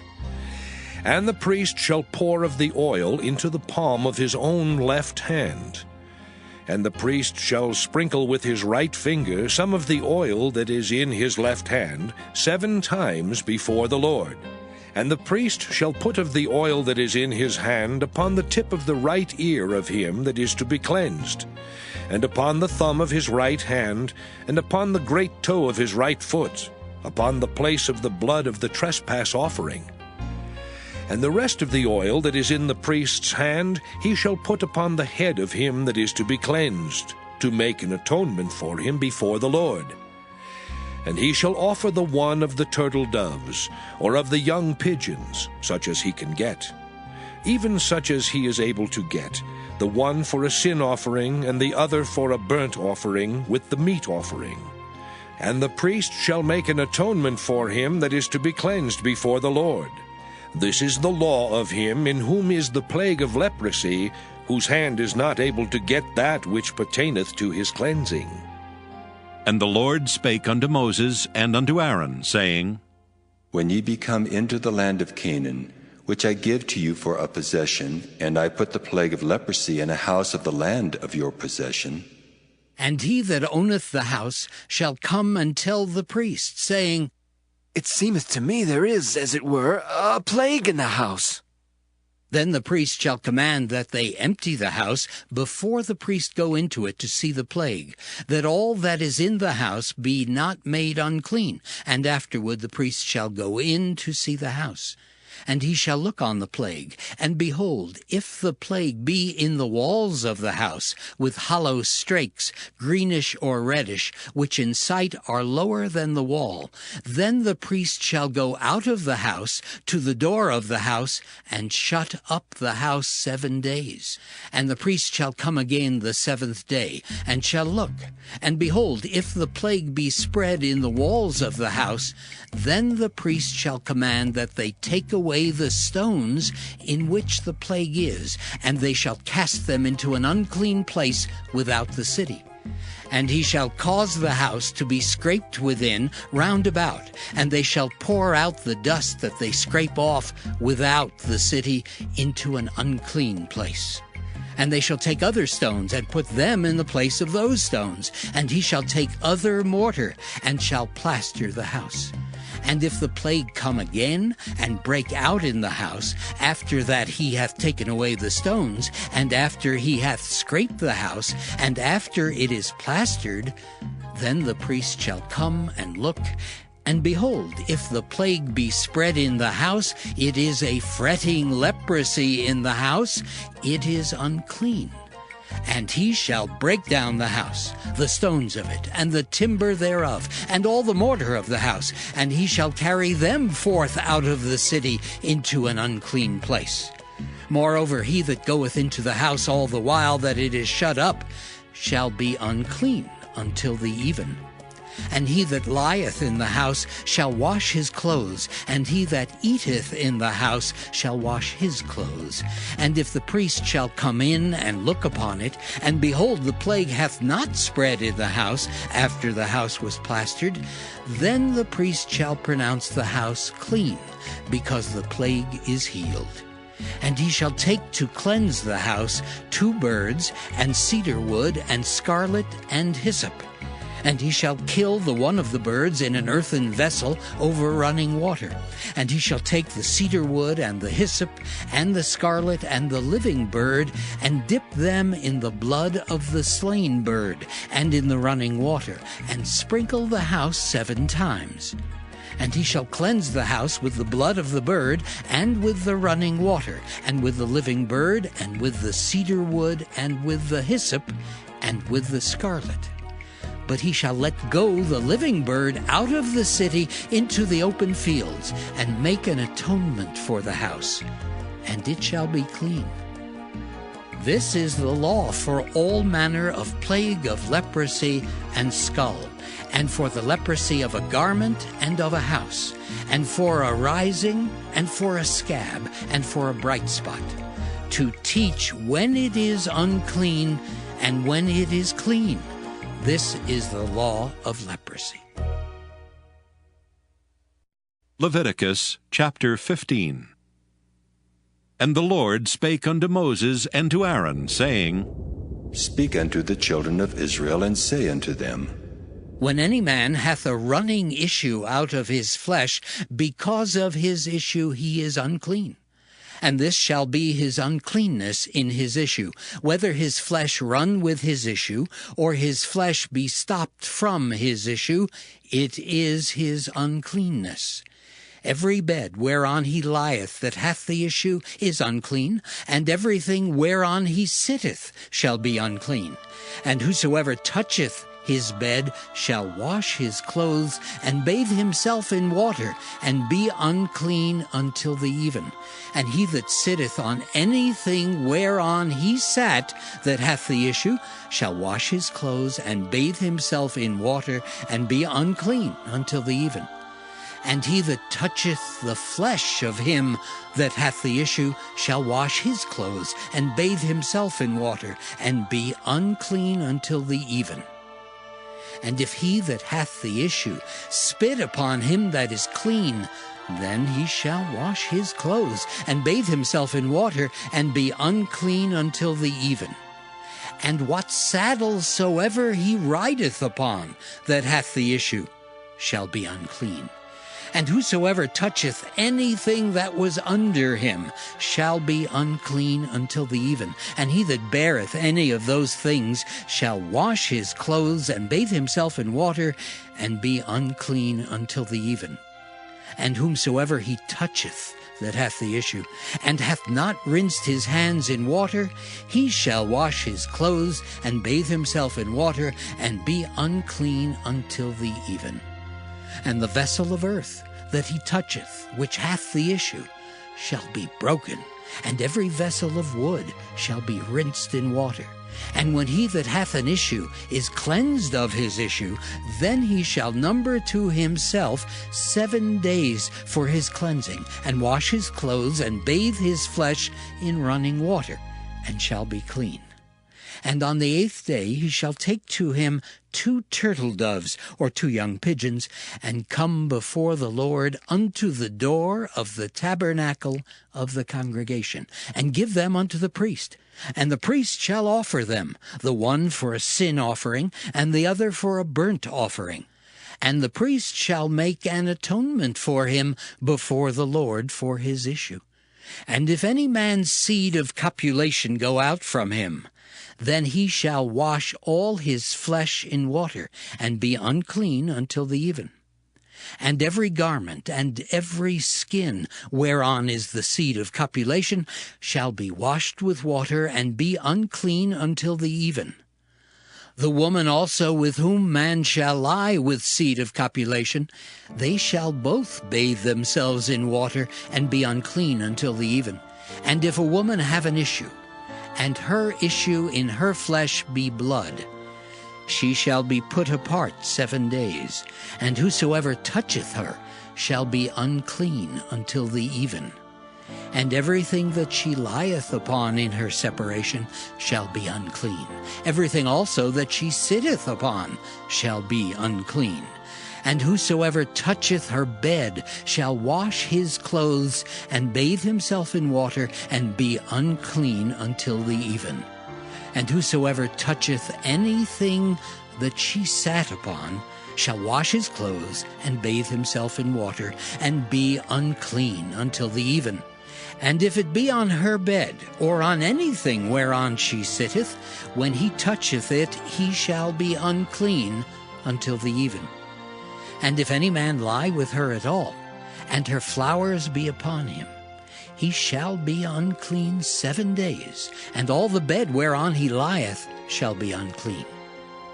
And if a woman have an issue of her blood many days out of the time of her separation, or if it run beyond the time of her separation, all the days of the issue of her uncleanness shall be as the days of her separation. She shall be unclean. Every bed whereon she lieth all the days of her issue shall be unto her as the bed of her separation, and whatsoever she sitteth upon shall be unclean, as the uncleanness of her separation. And whosoever toucheth those things shall be unclean, and shall wash his clothes, and bathe himself in water, and be unclean until the even. But if she be cleansed of her issue, then she shall number to herself 7 days, and after that she shall be clean. And on the 8th day she shall take unto her 2 turtles, or 2 young pigeons, and bring them unto the priest, to the door of the tabernacle of the congregation. And the priest shall offer the one for a sin offering, and the other for a burnt offering. And the priest shall make an atonement for her before the Lord, for the issue of her uncleanness. Thus shall ye separate the children of Israel from their uncleanness, that they die not in their uncleanness when they defile my tabernacle that is among them. This is the law of him that hath an issue, and of him whose seed goeth from him, and is defiled therewith, and of her that is sick of her flowers, and of him that hath an issue, of the man and of the woman, and of him that lieth with her that is unclean. Leviticus chapter 16. And the Lord spake unto Moses after the death of the 2 sons of Aaron, when they offered before the Lord, and died. And the Lord said unto Moses, Speak unto Aaron thy brother, that he come not at all times into the holy place, within the veil before the mercy seat which is upon the ark, that he die not. For I will appear in the cloud upon the mercy seat. Thus shall Aaron come into the holy place with a young bullock for a sin offering, and a ram for a burnt offering. He shall put on the holy linen coat, and he shall have the linen breeches upon his flesh, and shall be girded with a linen girdle, and with the linen mitre shall he be attired. These are holy garments. Therefore shall he wash his flesh in water, and so put them on. And he shall take of the congregation of the children of Israel 2 kids of the goats for a sin offering, and 1 ram for a burnt offering. And Aaron shall offer his bullock of the sin offering, which is for himself, and make an atonement for himself and for his house. And he shall take the 2 goats, and present them before the Lord at the door of the tabernacle of the congregation. And Aaron shall cast lots upon the 2 goats, 1 lot for the Lord, and the other lot for the scapegoat. And Aaron shall bring the goat upon which the Lord's lot fell, and offer him for a sin offering. But the goat on which the lot fell to be the scapegoat shall be presented alive before the Lord, to make an atonement with him, and to let him go for a scapegoat into the wilderness. And Aaron shall bring the bullock of the sin offering, which is for himself, and shall make an atonement for himself and for his house, and shall kill the bullock of the sin offering, which is for himself. And he shall take a censer full of burning coals of fire from off the altar before the Lord, and his hands full of sweet incense beaten small, and bring it within the veil. And he shall put the incense upon the fire before the Lord, that the cloud of the incense may cover the mercy seat that is upon the testimony, that he die not. And he shall take of the blood of the bullock, and sprinkle it with his finger upon the mercy seat eastward. And before the mercy seat shall he sprinkle of the blood with his finger 7 times. Then shall he kill the goat of the sin offering that is for the people, and bring his blood within the veil, and do with that blood as he did with the blood of the bullock, and sprinkle it upon the mercy seat, and before the mercy seat. And he shall make an atonement for the holy place, because of the uncleanness of the children of Israel, and because of their transgressions in all their sins. And so shall he do for the tabernacle of the congregation, that remaineth among them in the midst of their uncleanness. And there shall be no man in the tabernacle of the congregation when he goeth in to make an atonement in the holy place, until he come out, and have made an atonement for himself, and for his household, and for all the congregation of Israel. And he shall go out unto the altar that is before the Lord, and make an atonement for it. and shall take of the blood of the bullock and of the blood of the goat, and put it upon the horns of the altar round about. And he shall sprinkle of the blood upon it with his finger 7 times, and cleanse it, and hallow it from the uncleanness of the children of Israel. And when he hath made an end of reconciling the holy place, and the tabernacle of the congregation, and the altar, he shall bring the live goat. And Aaron shall lay both his hands upon the head of the live goat, and confess over him all the iniquities of the children of Israel, and all their transgressions in all their sins, putting them upon the head of the goat, and shall send him away by the hand of a fit man into the wilderness. And the goat shall bear upon him all their iniquities unto a land not inhabited, and he shall let go the goat in the wilderness. And Aaron shall come into the tabernacle of the congregation, and shall put off the linen garments which he put on when he went into the holy place, and shall leave them there. And he shall wash his flesh with water in the holy place, and put on his garments, and come forth, and offer his burnt offering, and the burnt offering of the people, and make an atonement for himself and for the people. And the fat of the sin offering shall he burn upon the altar. And he that let go the goat for the scapegoat shall wash his clothes, and bathe his flesh in water, and afterward come into the camp. And the bullock for the sin offering, and the goat for the sin offering, whose blood was brought in to make atonement in the holy place, shall one carry forth without the camp, and they shall burn in the fire their skins, and their flesh, and their dung.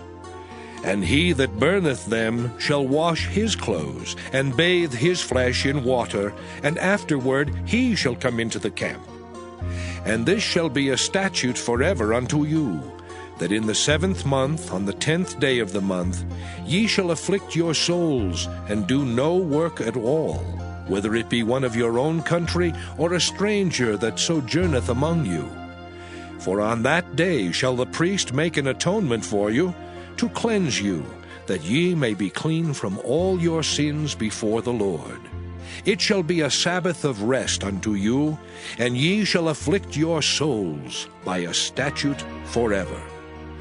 And the priest whom he shall anoint, and whom he shall consecrate to minister in the priest's office in his father's stead, shall make the atonement, and shall put on the linen clothes, even the holy garments. And he shall make an atonement for the holy sanctuary, and he shall make an atonement for the tabernacle of the congregation, and for the altar, and he shall make an atonement for the priests, and for all the people of the congregation. And this shall be an everlasting statute unto you, to make an atonement for the children of Israel for all their sins once a year. And he did as the Lord commanded Moses. Leviticus chapter 17. And the Lord spake unto Moses, saying, Speak unto Aaron, and unto his sons, and unto all the children of Israel, and say unto them, This is the thing which the Lord hath commanded, saying, What man soever there be of the house of Israel that killeth an ox, or lamb, or goat in the camp, or that killeth it out of the camp, and bringeth it not unto the door of the tabernacle of the congregation, to offer an offering unto the Lord before the tabernacle of the Lord, blood shall be imputed unto that man. He hath shed blood, and that man shall be cut off from among his people. To the end that the children of Israel may bring their sacrifices, which they offer in the open field, even that they may bring them unto the Lord, unto the door of the tabernacle of the congregation, unto the priest, and offer them for peace offerings unto the Lord.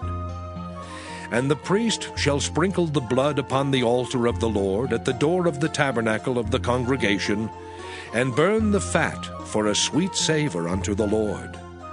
And they shall no more offer their sacrifices unto devils, after whom they have gone a whoring. This shall be a statute forever unto them throughout their generations.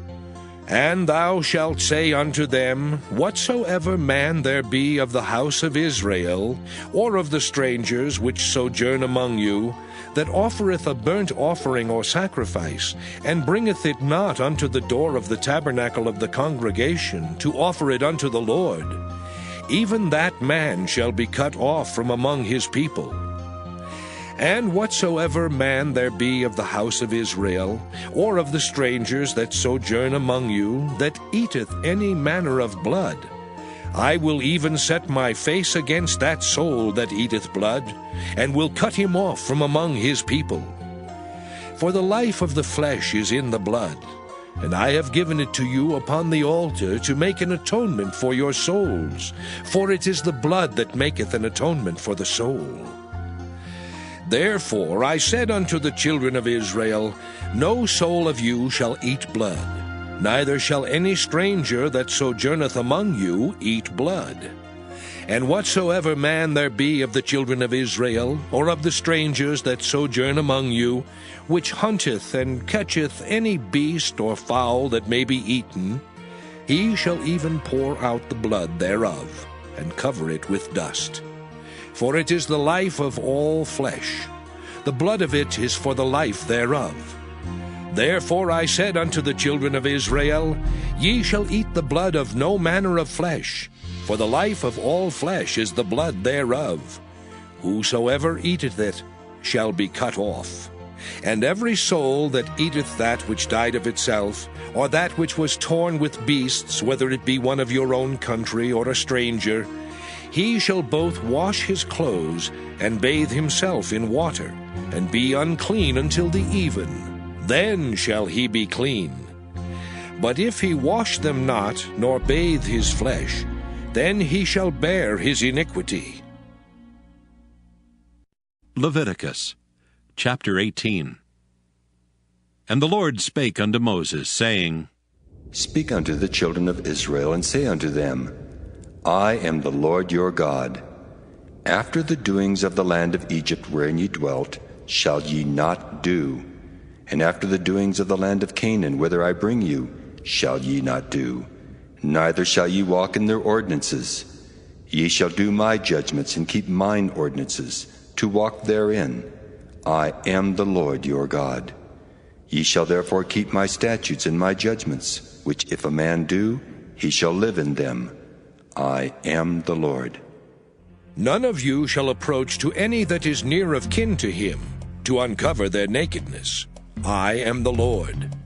The nakedness of thy father, or the nakedness of thy mother, shalt thou not uncover. She is thy mother. Thou shalt not uncover her nakedness. The nakedness of thy father's wife shalt thou not uncover. It is thy father's nakedness. The nakedness of thy sister, the daughter of thy father, or daughter of thy mother, whether she be born at home or born abroad, even their nakedness thou shalt not uncover. The nakedness of thy son's daughter, or of thy daughter's daughter, even their nakedness thou shalt not uncover, for theirs is thine own nakedness. The nakedness of thy father's wife's daughter, begotten of thy father, she is thy sister. Thou shalt not uncover her nakedness. Thou shalt not uncover the nakedness of thy father's sister. She is thy father's near kinswoman. Thou shalt not uncover the nakedness of thy mother's sister, for she is thy mother's near kinswoman. Thou shalt not uncover the nakedness of thy father's brother. Thou shalt not approach to his wife. She is thine aunt. Thou shalt not uncover the nakedness of thy daughter-in-law. She is thy son's wife. Thou shalt not uncover her nakedness. Thou shalt not uncover the nakedness of thy brother's wife. It is thy brother's nakedness. Thou shalt not uncover the nakedness of a woman and her daughter. Neither shalt thou take her son's daughter or her daughter's daughter to uncover her nakedness, for they are her near kinswomen. It is wickedness. Neither shalt thou take a wife to her sister, to vex her, to uncover her nakedness beside the other in her lifetime. Also thou shalt not approach unto a woman to uncover her nakedness, as long as she is put apart for her uncleanness. Moreover, thou shalt not lie carnally with thy neighbor's wife, to defile thyself with her. And thou shalt not let any of thy seed pass through the fire to Moloch, neither shalt thou profane the name of thy God. I am the Lord. Thou shalt not lie with mankind as with womankind. It is abomination. Neither shalt thou lie with any beast to defile thyself therewith. Neither shall any woman stand before a beast to lie down thereto. It is confusion. Defile not ye yourselves in any of these things.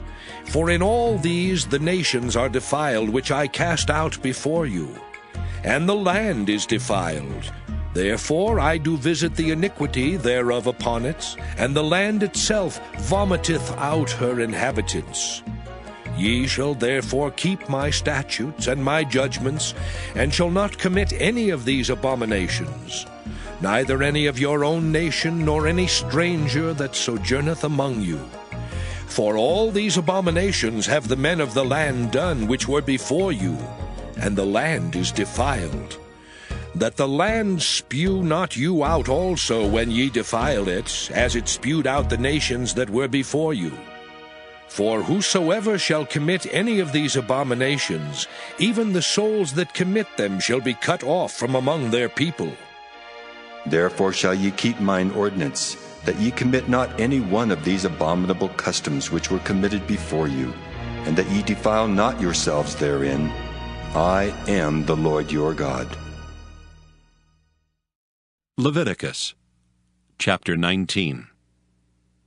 And the Lord spake unto Moses, saying, Speak unto all the congregation of the children of Israel, and say unto them, Ye shall be holy, for I the Lord your God am holy.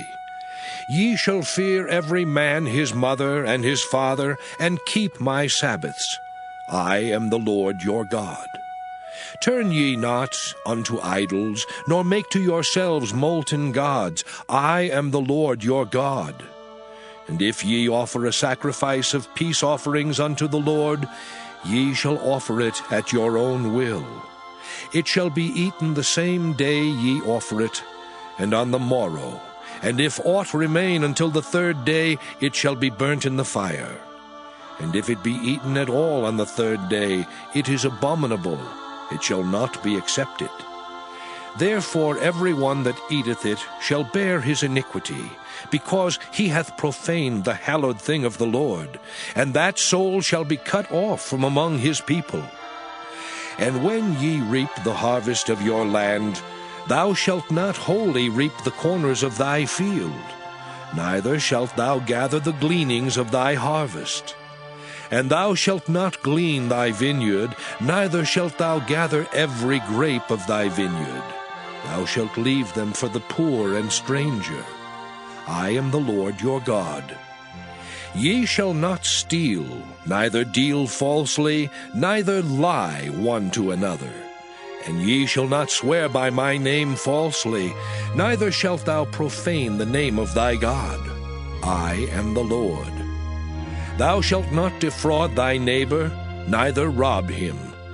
The wages of him that is hired shall not abide with thee all night until the morning. Thou shalt not curse the deaf, nor put a stumbling block before the blind, but shalt fear thy God. I am the Lord. Ye shall do no unrighteousness in judgment. Thou shalt not respect the person of the poor, nor honor the person of the mighty, but in righteousness shalt thou judge thy neighbor.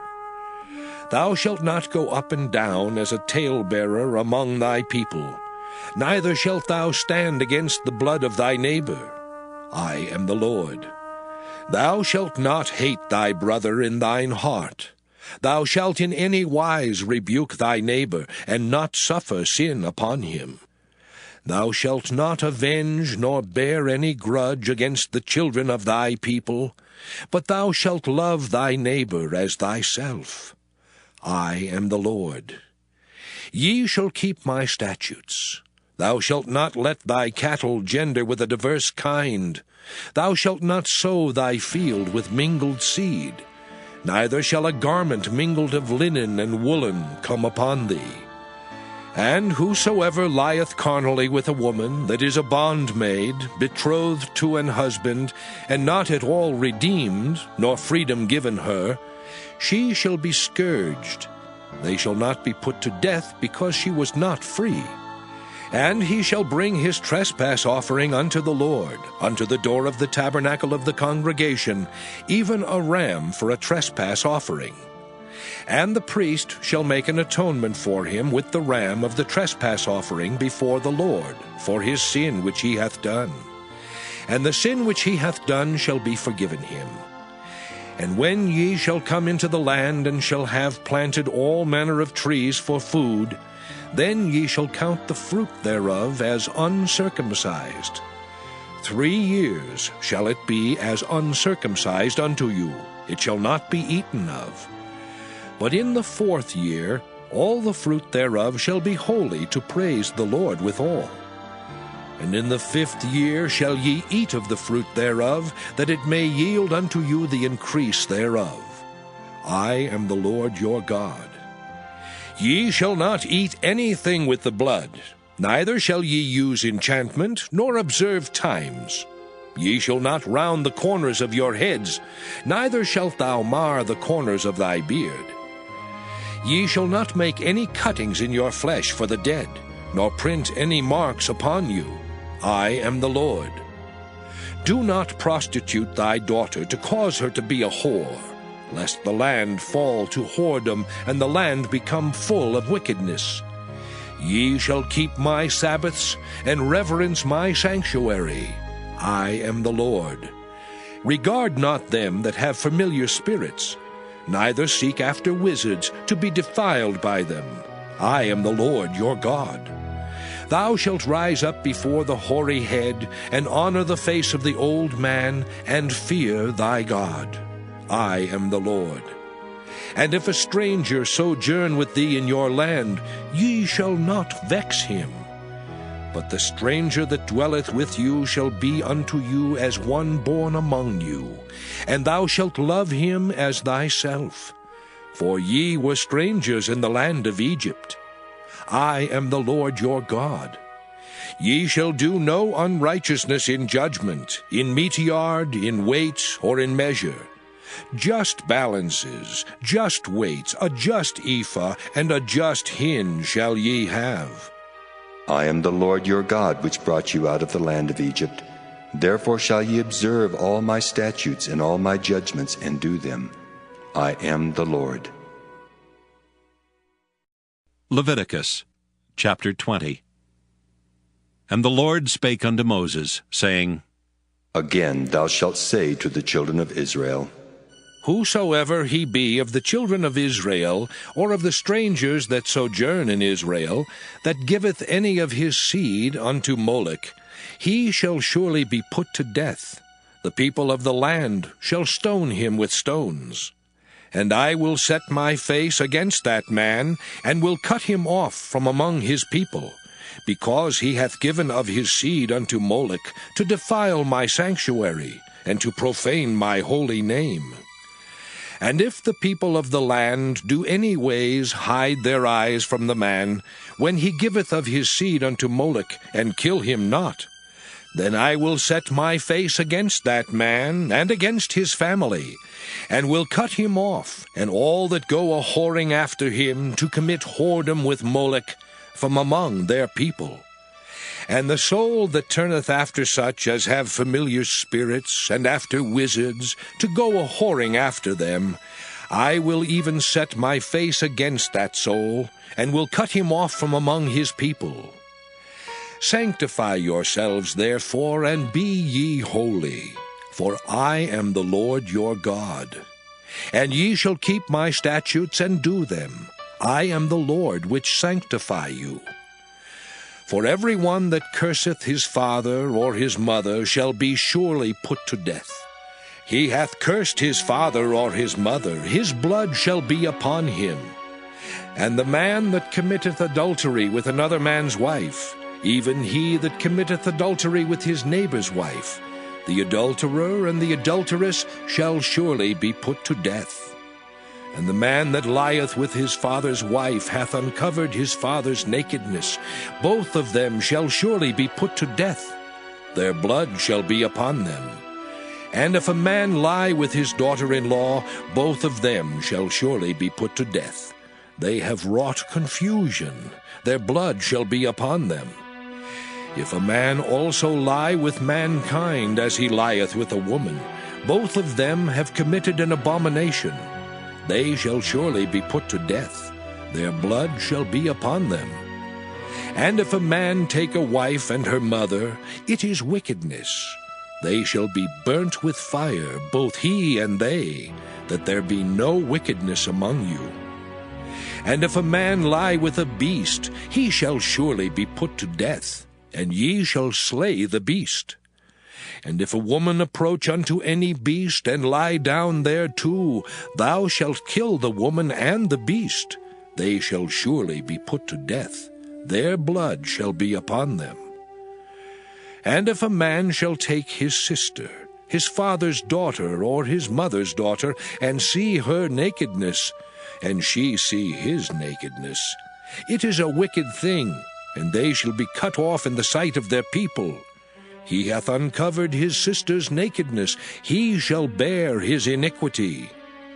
And if a man shall lie with a woman having her sickness, and shall uncover her nakedness, he hath discovered her fountain, and she hath uncovered the fountain of her blood, and both of them shall be cut off from among their people. And thou shalt not uncover the nakedness of thy mother's sister, nor of thy father's sister, for he uncovereth his near kin. They shall bear their iniquity. And if a man shall lie with his uncle's wife, he hath uncovered his uncle's nakedness. They shall bear their sin, they shall die childless. And if a man shall take his brother's wife, it is an unclean thing. He hath uncovered his brother's nakedness. They shall be childless. Ye shall therefore keep all my statutes and all my judgments, and do them, that the land whither I bring you to dwell therein spew you not out. And ye shall not walk in the manners of the nation which I cast out before you. For they committed all these things, and therefore I abhorred them. But I have said unto you, Ye shall inherit their land, and I will give it unto you to possess it, a land that floweth with milk and honey. I am the Lord your God, which have separated you from other people. Ye shall therefore put difference between clean beasts and unclean, and between unclean fowls and clean. And ye shall not make your souls abominable by beast, or by fowl, or by any manner of living thing that creepeth on the ground, which I have separated from you as unclean. And ye shall be holy unto me. For I, the Lord, am holy, and have severed you from other people, that ye should be mine. A man also, or woman that hath a familiar spirit, or that is a wizard, shall surely be put to death. They shall stone them with stones. Their blood shall be upon them. Leviticus chapter 21. And the Lord said unto Moses, Speak unto the priests the sons of Aaron, and say unto them, There shall none be defiled for the dead among his people. But for his kin that is near unto him, that is, for his mother, and for his father, and for his son, and for his daughter, and for his brother, and for his sister a virgin that is nigh unto him, which hath had no husband, for her may he be defiled. But he shall not defile himself, being a chief man among his people, to profane himself. They shall not make baldness upon their head, neither shall they shave off the corner of their beard, nor make any cuttings in their flesh. They shall be holy unto their God, and not profane the name of their God. For the offerings of the Lord made by fire, and the bread of their God, they do offer. Therefore they shall be holy. They shall not take a wife that is a whore or profane, neither shall they take a woman put away from her husband, for he is holy unto his God. Thou shalt sanctify him therefore, for he offereth the bread of thy God. He shall be holy unto thee, for I the Lord which sanctify you am holy. And the daughter of any priest, if she profane herself by playing the whore, she profaneth her father, she shall be burnt with fire. And he that is the high priest among his brethren, upon whose head the anointing oil was poured, and that is consecrated to put on the garments, shall not uncover his head, nor rend his clothes. Neither shall he go into any dead body, nor defile himself for his father or for his mother. Neither shall he go out of the sanctuary, nor profane the sanctuary of his God. For the crown of the anointing oil of his God is upon him. I am the Lord. And he shall take a wife in her virginity. A widow, or a divorced woman, or profane, or an harlot, these shall he not take, but he shall take a virgin of his own people to wife. Neither shall he profane his seed among his people, for I the Lord do sanctify him. And the Lord spake unto Moses, saying, Speak unto Aaron, saying, Whosoever he be of thy seed in their generations that hath any blemish, let him not approach to offer the bread of his God. For whatsoever man he be that hath a blemish, he shall not approach, a blind man, or a lame, or he that hath a flat nose, or anything superfluous, or a man that is broken-footed, or broken-handed, or crook-backed, or a dwarf, or that hath a blemish in his eye, or be scurvy, or scabbed, or hath his stones broken. No man that hath a blemish of the seed of Aaron the priest shall come nigh to offer the offerings of the Lord made by fire. He hath a blemish, he shall not come nigh to offer the bread of his God. He shall eat the bread of his God, both of the most holy and of the holy. Only he shall not go in unto the veil, nor come nigh unto the altar, because he hath a blemish, that he profane not my sanctuaries. For I the Lord do sanctify them. And Moses told it unto Aaron, and to his sons, and unto all the children of Israel. Leviticus chapter 22. And the Lord spake unto Moses, saying, Speak unto Aaron and to his sons, that they separate themselves from the holy things of the children of Israel, and that they profane not my holy name in those things which they hallow unto me. I am the Lord. Say unto them, Whosoever he be of all your seed among your generations, that goeth unto the holy things, which the children of Israel hallow unto the Lord, having his uncleanness upon him, that soul shall be cut off from my presence. I am the Lord. What man soever of the seed of Aaron is a leper, or hath a running issue, he shall not eat of the holy things until he be clean. And whoso toucheth anything that is unclean by the dead, or a man whose seed goeth from him, or whosoever toucheth any creeping thing, whereby he may be made unclean, or a man of whom he may take uncleanness, whatsoever uncleanness he hath, the soul which hath touched any such shall be unclean until even, and shall not eat of the holy things, unless he wash his flesh with water. And when the sun is down, he shall be clean, and shall afterward eat of the holy things, because it is his food. That which dieth of itself, or is torn with beasts, he shall not eat to defile himself therewith. I am the Lord. They shall therefore keep mine ordinance, lest they bear sin for it, and die therefore if they profane it. I the Lord do sanctify them. There shall no stranger eat of the holy thing. A sojourner of the priest or an hired servant shall not eat of the holy thing. But if the priest buy any soul with his money, he shall eat of it, and he that is born in his house, they shall eat of his meat.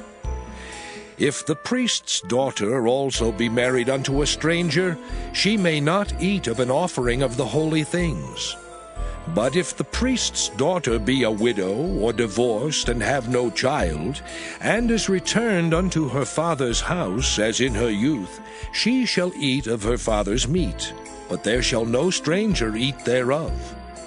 And if a man eat of the holy thing unwittingly, then he shall put the 5th part thereof unto it, and shall give it unto the priest with the holy thing.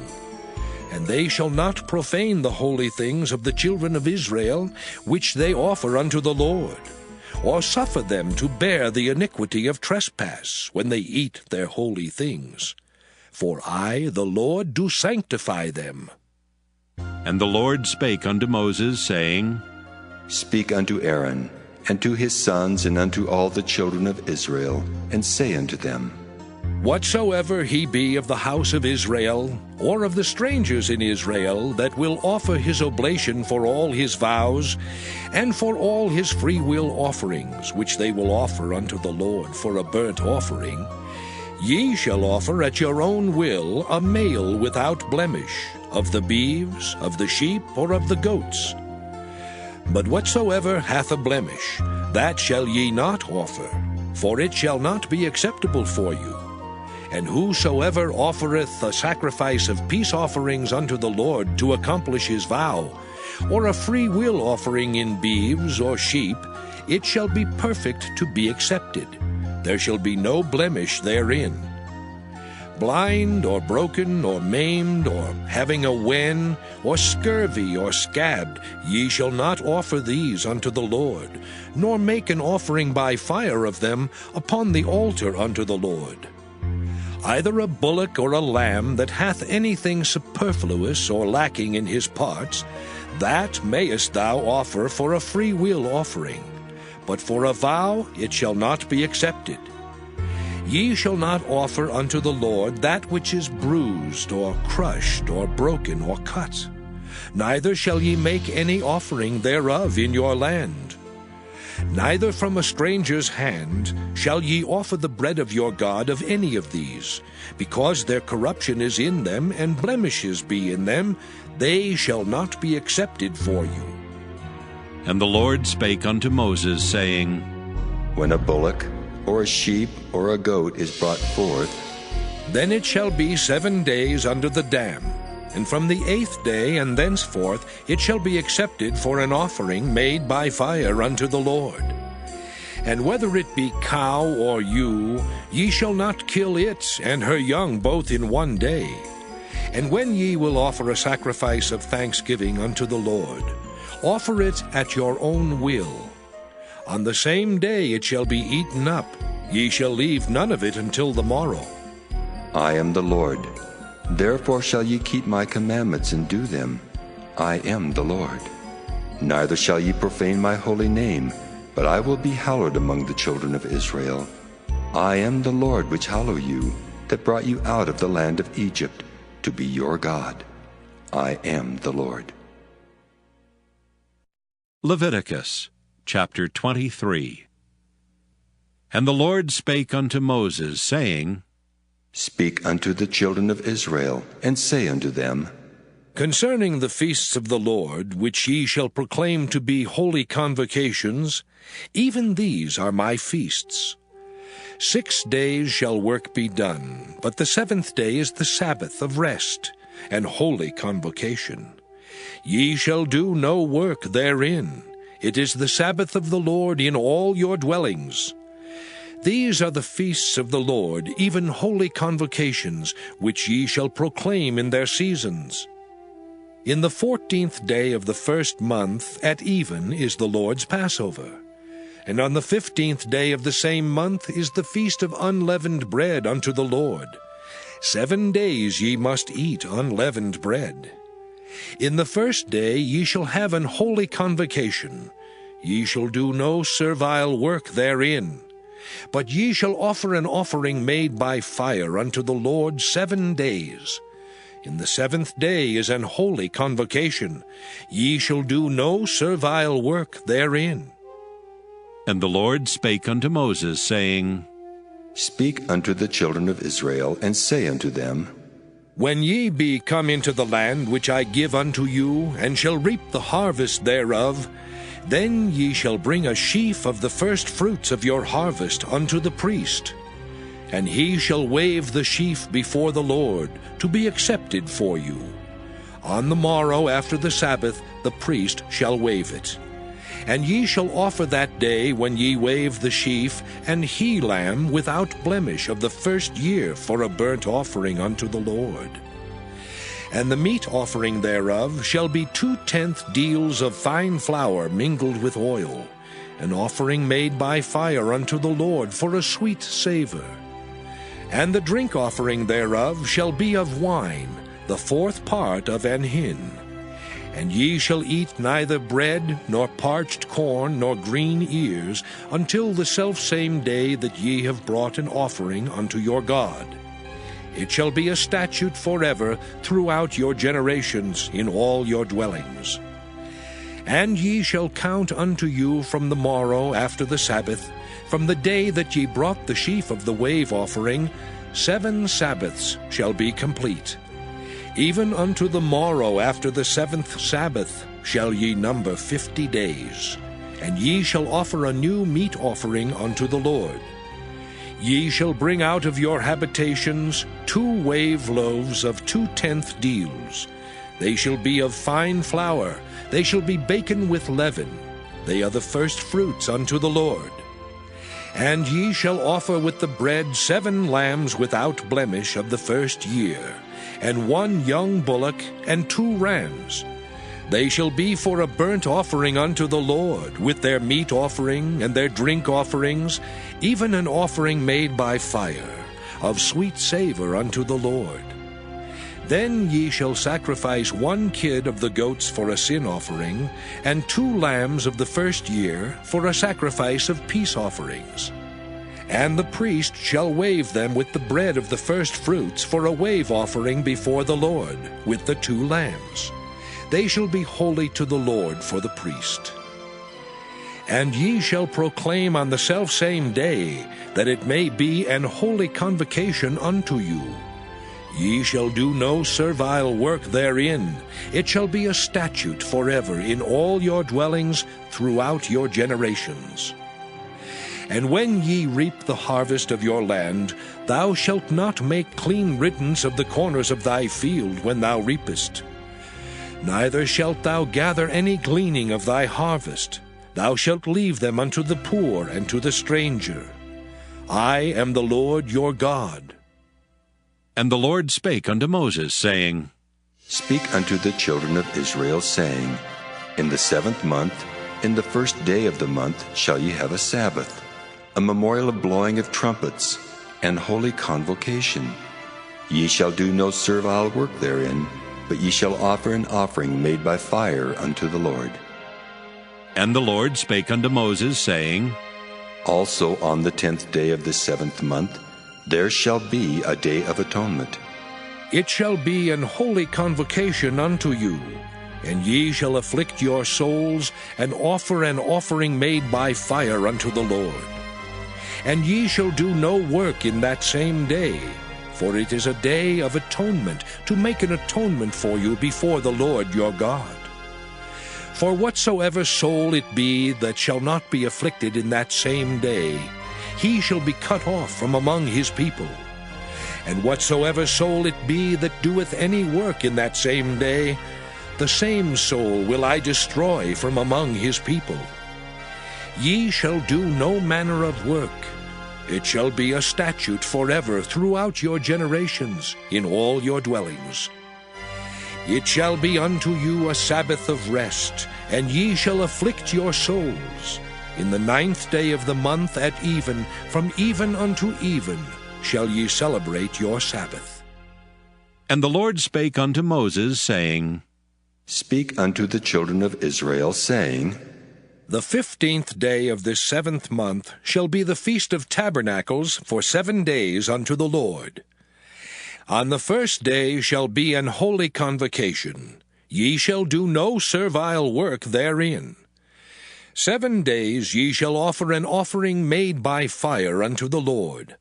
On the 8th day shall be an holy convocation unto you. And ye shall offer an offering made by fire unto the Lord. It is a solemn assembly, and ye shall do no servile work therein. These are the feasts of the Lord, which ye shall proclaim to be holy convocations, to offer an offering made by fire unto the Lord, a burnt offering and a meat offering, a sacrifice and drink offerings, everything upon his day. Beside the Sabbaths of the Lord, and beside your gifts, and beside all your vows, and beside all your free will offerings, which ye give unto the Lord. Also in the 15th day of the 7th month, when ye have gathered in the fruit of the land, ye shall keep a feast unto the Lord 7 days. On the 1st day shall be a Sabbath, and on the 8th day shall be a Sabbath. And ye shall take you on the 1st day the boughs of goodly trees, branches of palm trees, and the boughs of thick trees, and willows of the brook, and ye shall rejoice before the Lord your God 7 days. And ye shall keep it a feast unto the Lord 7 days in the year. It shall be a statute forever in your generations. Ye shall celebrate it in the 7th month. Ye shall dwell in booths 7 days. All that are Israelites born shall dwell in booths. That your generations may know that I made the children of Israel to dwell in booths, when I brought them out of the land of Egypt. I am the Lord your God. And Moses declared unto the children of Israel the feasts of the Lord. Leviticus chapter 24. And the Lord spake unto Moses, saying, Command the children of Israel that they bring unto thee pure oil olive beaten for the light, to cause the lamps to burn continually. Without the veil of the testimony, in the tabernacle of the congregation, shall Aaron order it from the evening unto the morning before the Lord continually. It shall be a statute forever in your generations. He shall order the lamps upon the pure candlestick before the Lord continually. And thou shalt take fine flour, and bake 12 cakes thereof. 2/10 deals shall be in 1 cake. And thou shalt set them in 2 rows, 6 on a row upon the pure table before the Lord. And thou shalt put pure frankincense upon each row, that it may be on the bread for a memorial, even an offering made by fire unto the Lord. Every Sabbath he shall set it in order before the Lord continually, being taken from the children of Israel by an everlasting covenant. And it shall be Aaron's and his sons, and they shall eat it in the holy place. For it is most holy unto him of the offerings of the Lord, made by fire by a perpetual statute. And the son of an Israelitish woman, whose father was an Egyptian, went out among the children of Israel. And this son of the Israelitish woman and a man of Israel strove together in the camp. And the Israelitish woman's son blasphemed the name of the Lord, and cursed.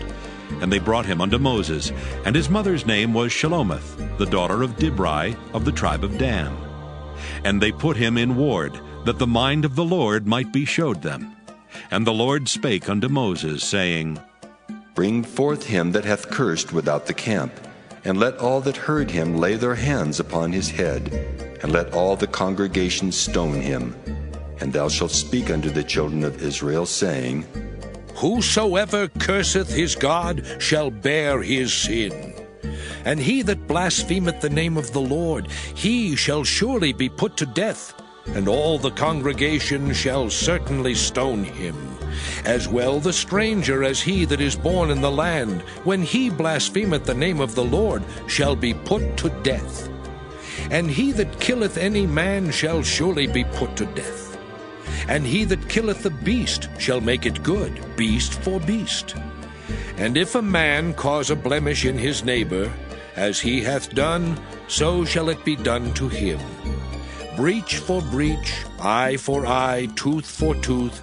As he hath caused a blemish in a man, so shall it be done to him again. And he that killeth the beast, he shall restore it. and he that killeth a man, he shall be put to death. Ye shall have one manner of law, as well for the stranger, as for one of your own country. For I am the Lord your God. And Moses spake to the children of Israel, that they should bring forth him that had cursed out of the camp, and stone him with stones. And the children of Israel did as the Lord commanded Moses. Leviticus chapter 25. And the Lord spake unto Moses in Mount Sinai, saying, Speak unto the children of Israel, and say unto them, When ye come into the land which I give you, then shall the land keep a Sabbath unto the Lord. 6 years thou shalt sow thy field, and 6 years thou shalt prune thy vineyard, and gather in the fruit thereof.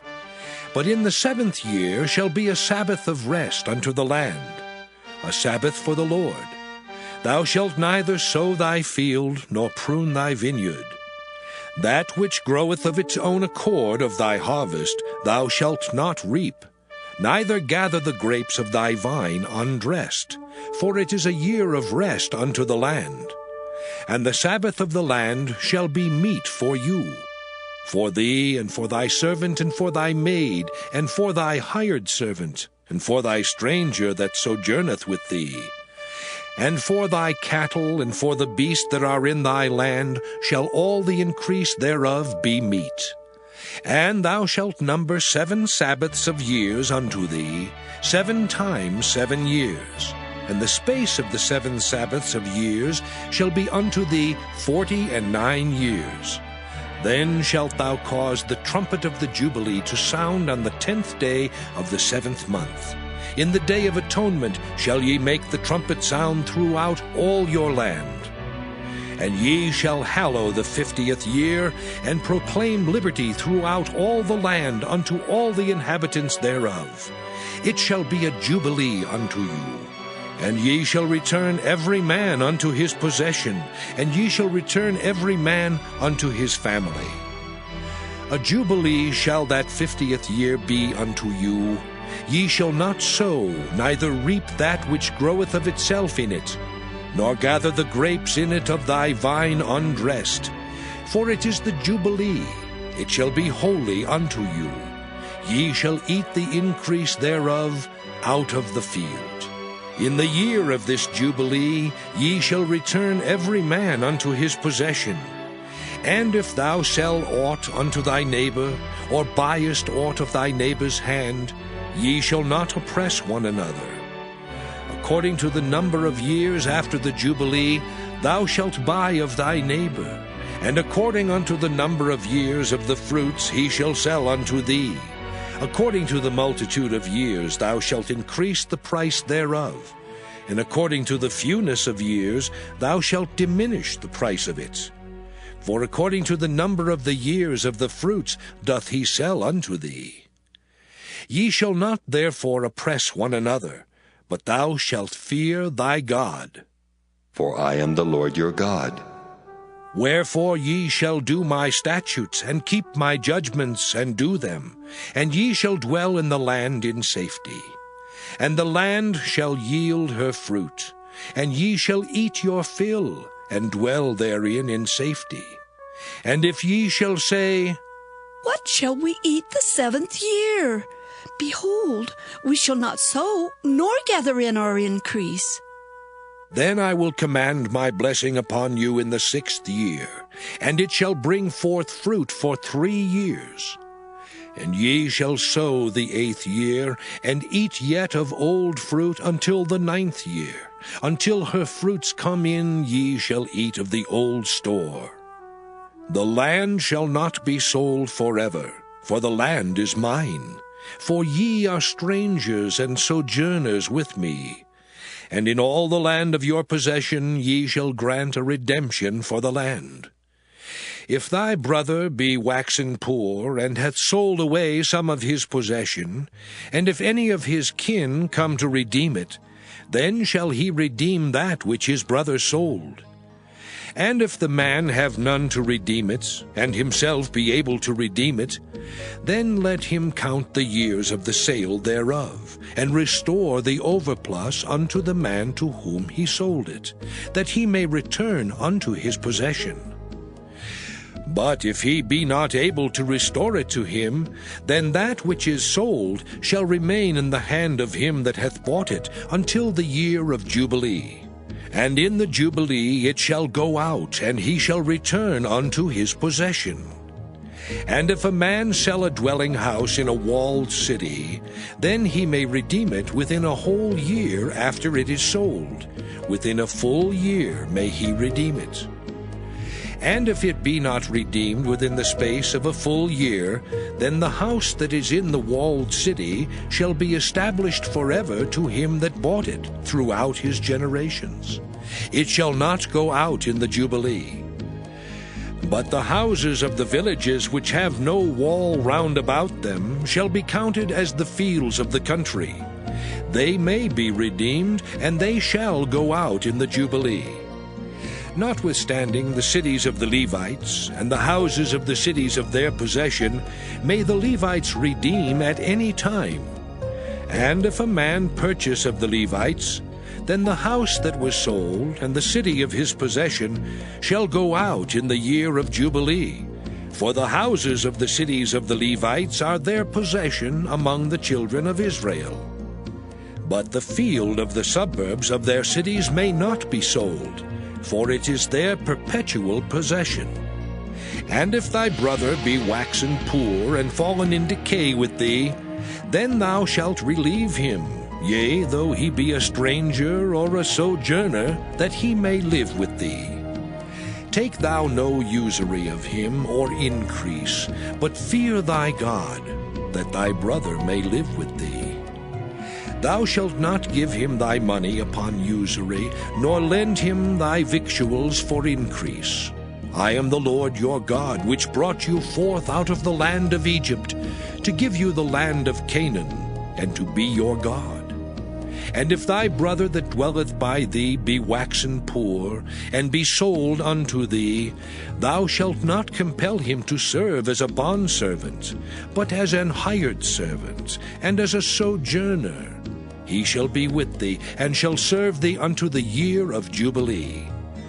And then shall he depart from thee, both he and his children with him, and shall return unto his own family, and unto the possession of his fathers shall he return. For they are my servants which I brought forth out of the land of Egypt. They shall not be sold as bondmen. Thou shalt not rule over him with rigor, but shalt fear thy God. Both thy bondmen and thy bondmaids which thou shalt have shall be of the heathen that are round about you. Of them shall ye buy bondmen and bondmaids. Moreover, of the children of the strangers that do sojourn among you, of them shall ye buy, and of their families that are with you, which they begat in your land, and they shall be your possession.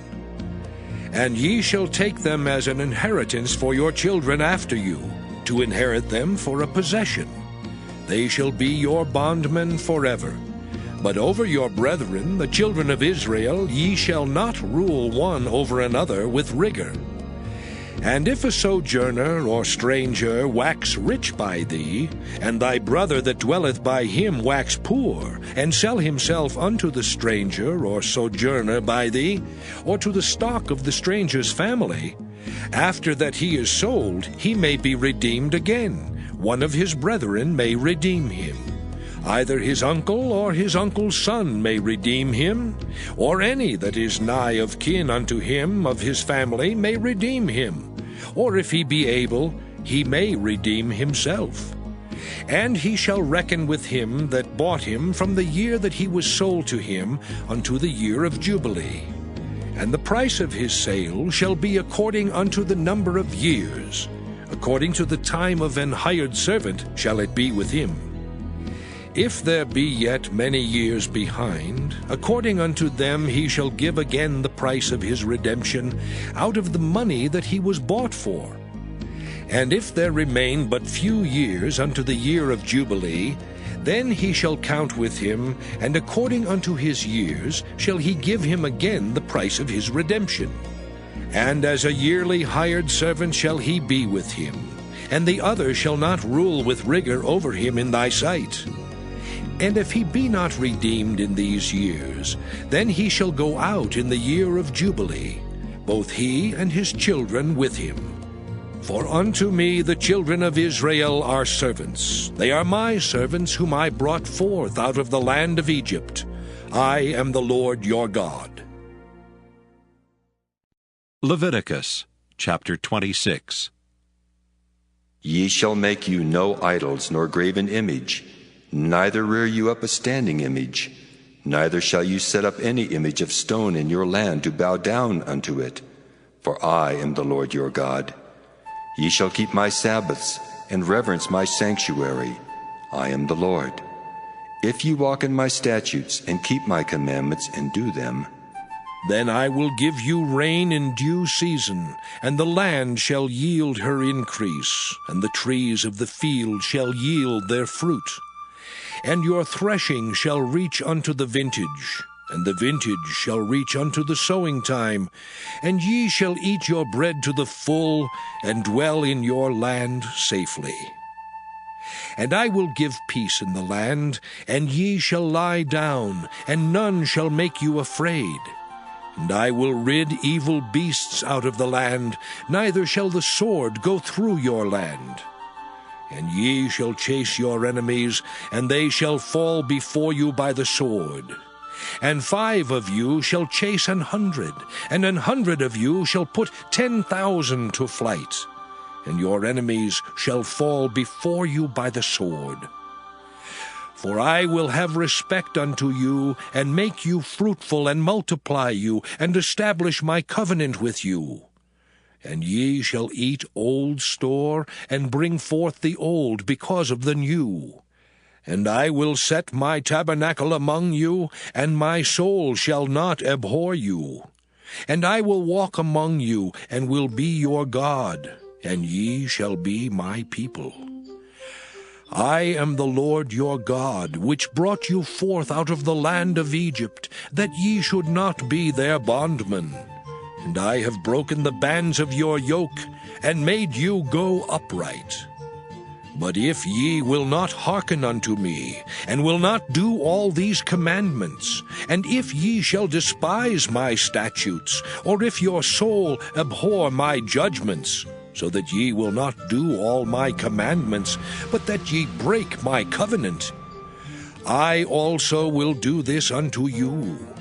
I will even appoint over you terror, consumption, and the burning ague that shall consume the eyes and cause sorrow of heart. And ye shall sow your seed in vain, for your enemies shall eat it. And I will set my face against you, and ye shall be slain before your enemies. They that hate you shall reign over you, and ye shall flee when none pursueth you. If ye will not yet for all this hearken unto me, then I will punish you 7 times more for your sins. And I will break the pride of your power, and I will make your heaven as iron, and your earth as brass. And your strength shall be spent in vain, for your land shall not yield her increase, neither shall the trees of the land yield their fruits. And if ye walk contrary unto me, and will not hearken unto me, I will bring 7 times more plagues upon you according to your sins. I will also send wild beasts among you, which shall rob you of your children, and destroy your cattle, and make you few in number, and your high ways shall be desolate. And if ye will not be reformed by me by these things, but will walk contrary unto me, then will I also walk contrary unto you, and will punish you yet 7 times for your sins. And I will bring a sword upon you, that shall avenge the quarrel of my covenant, And when ye are gathered together within your cities, I will send the pestilence among you, and ye shall be delivered into the hand of the enemy. And when I have broken the staff of your bread, 10 women shall bake your bread in one oven, and they shall deliver you your bread again by weight. And ye shall eat, and not be satisfied. And if ye will not for all this hearken unto me, but walk contrary unto me, then I will walk contrary unto you also in fury. And I, even I, will chastise you 7 times for your sins. And ye shall eat the flesh of your sons, and the flesh of your daughters shall ye eat. And I will destroy your high places, and cut down your images, and cast your carcasses upon the carcasses of your idols, and my soul shall abhor you. And I will make your cities waste, and bring your sanctuaries unto desolation. And I will not smell the savor of your sweet odors. And I will bring the land into desolation, and your enemies which dwell therein shall be astonished at it. And I will scatter you among the heathen, and will draw out a sword after you, and your land shall be desolate, and your cities waste. Then shall the land enjoy her Sabbaths, as long as it lieth desolate, and ye be in your enemy's land, even then shall the land rest, and enjoy her Sabbaths. As long as it lieth desolate, it shall rest, because it did not rest in your Sabbaths, when ye dwelt upon it. And upon them that are left alive of you, I will send a faintness into their hearts in the lands of their enemies. And the sound of a shaken leaf shall chase them, and they shall flee as fleeing from a sword, and they shall fall when none pursueth. And they shall fall one upon another, as it were before a sword, when none pursueth. And ye shall have no power to stand before your enemies. And ye shall perish among the heathen, and the land of your enemies shall eat you up. And they that are left of you shall pine away in their iniquity in your enemies' lands, and also in the iniquities of their fathers shall they pine away with them. If they shall confess their iniquity, and the iniquity of their fathers, with their trespass which they trespassed against me, and that also they have walked contrary unto me, and that I also have walked contrary unto them, and have brought them into the land of their enemies, if then their uncircumcised hearts be humbled, and they then accept of the punishment of their iniquity, then will I remember my covenant with Jacob, and also my covenant with Isaac, and also my covenant with Abraham will I remember. And I will remember the land. The land also shall be left of them, and shall enjoy her Sabbaths, while she lieth desolate without them. And they shall accept of the punishment of their iniquity, even because they despised my judgments, and because their soul abhorred my statutes. And yet for all that, when they be in the land of their enemies, I will not cast them away, neither will I abhor them, to destroy them utterly, and to break my covenant with them. For I am the Lord their God. But I will for their sakes remember the covenant of their ancestors, whom I brought forth out of the land of Egypt in the sight of the heathen, that I might be their God. I am the Lord. These are the statutes and judgments and laws which the Lord made between him and the children of Israel in Mount Sinai by the hand of Moses. Leviticus chapter 27. And the Lord spake unto Moses, saying, Speak unto the children of Israel, and say unto them, When a man shall make a singular vow, the persons shall be for the Lord by thy estimation. And thy estimation shall be of the male from 20 years old, even unto 60 years old. Even thy estimation shall be 50 shekels of silver, after the shekel of the sanctuary. And if it be a female, then thy estimation shall be 30 shekels. And if it be from 5 years old even unto 20 years old, then thy estimation shall be of the male 20 shekels, and for the female 10 shekels. And if it be from a month old even unto 5 years old, then thy estimation shall be of the male 5 shekels of silver, and for the female thy estimation shall be 3 shekels of silver. And if it be from 60 years old and above, if it be a male, then thy estimation shall be 15 shekels, and for the female 10 shekels. But if he be poorer than thy estimation, then he shall present himself before the priest, and the priest shall value him. According to his ability that vowed shall the priest value him. And if it be a beast, whereof men bring an offering unto the Lord, all that any man giveth of such unto the Lord shall be holy. He shall not alter it, nor change it, a good for a bad, or a bad for a good. And if he shall at all change beast for beast, then it and the exchange thereof shall be holy. And if it be any unclean beast, of which they do not offer a sacrifice unto the Lord, then he shall present the beast before the priest. And the priest shall value it, whether it be good or bad. As thou valuest it, who art the priest, so shall it be. But if he will at all redeem it, then he shall add a 5th part thereof unto thy estimation. And when a man shall sanctify his house to be holy unto the Lord, then the priest shall estimate it, whether it be good or bad. As the priest shall estimate it, so shall it stand. And if he that sanctified it will redeem his house, then he shall add the 5th part of the money of thy estimation unto it, and it shall be his. And if a man shall sanctify unto the Lord some part of a field of his possession, then thy estimation shall be according to the seed thereof. An homer of barley seed shall be valued at 50 shekels of silver. If he sanctify his field from the year of Jubilee, according to thy estimation, it shall stand. But if he sanctify his field after the Jubilee, then the priest shall reckon unto him the money according to the years that remain, even unto the year of the Jubilee, and it shall be abated from thy estimation. And if he that sanctified the field will in any wise redeem it, then he shall add the 5th part of the money of thy estimation unto it, and it shall be assured to him. And if he will not redeem the field, or if he have sold the field to another man, it shall not be redeemed any more.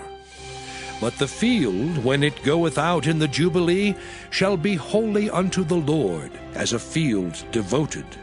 The possession thereof shall be the priest's. And if a man sanctify unto the Lord a field which he hath bought, which is not of the fields of his possession, then the priest shall reckon unto him the worth of thy estimation, even unto the year of the Jubilee. And he shall give thine estimation in that day as a holy thing unto the Lord. In the year of the Jubilee the field shall return unto him of whom it was bought, even to him to whom the possession of the land did belong. And all thy estimations shall be according to the shekel of the sanctuary. 20 gerahs shall be the shekel. Only the firstling of the beasts, which should be the Lord's firstling, no man shall sanctify it, whether it be ox or sheep, it is the Lord's. And if it be of an unclean beast, then he shall redeem it according to thine estimation, and shall add a 5th part of it thereto. Or if it be not redeemed, then it shall be sold according to thy estimation. Notwithstanding, no devoted thing that a man shall devote unto the Lord of all that he hath, both of man and beast, and of the field of his possession, shall be sold or redeemed. Every devoted thing is most holy unto the Lord. None devoted, which shall be devoted of men, shall be redeemed, but shall surely be put to death. And all the tithe of the land, whether of the seed of the land or of the fruit of the tree, is the Lord's. It is holy unto the Lord. And if a man will at all redeem aught of his tithes, he shall add thereto the 5th part thereof. And concerning the tithe of the herd or of the flock, even of whatsoever passeth under the rod, the 10th shall be holy unto the Lord. He shall not search whether it be good or bad, neither shall he change it. And if he change it at all, then both it and the change thereof shall be holy. It shall not be redeemed. These are the commandments which the Lord commanded Moses for the children of Israel in Mount Sinai.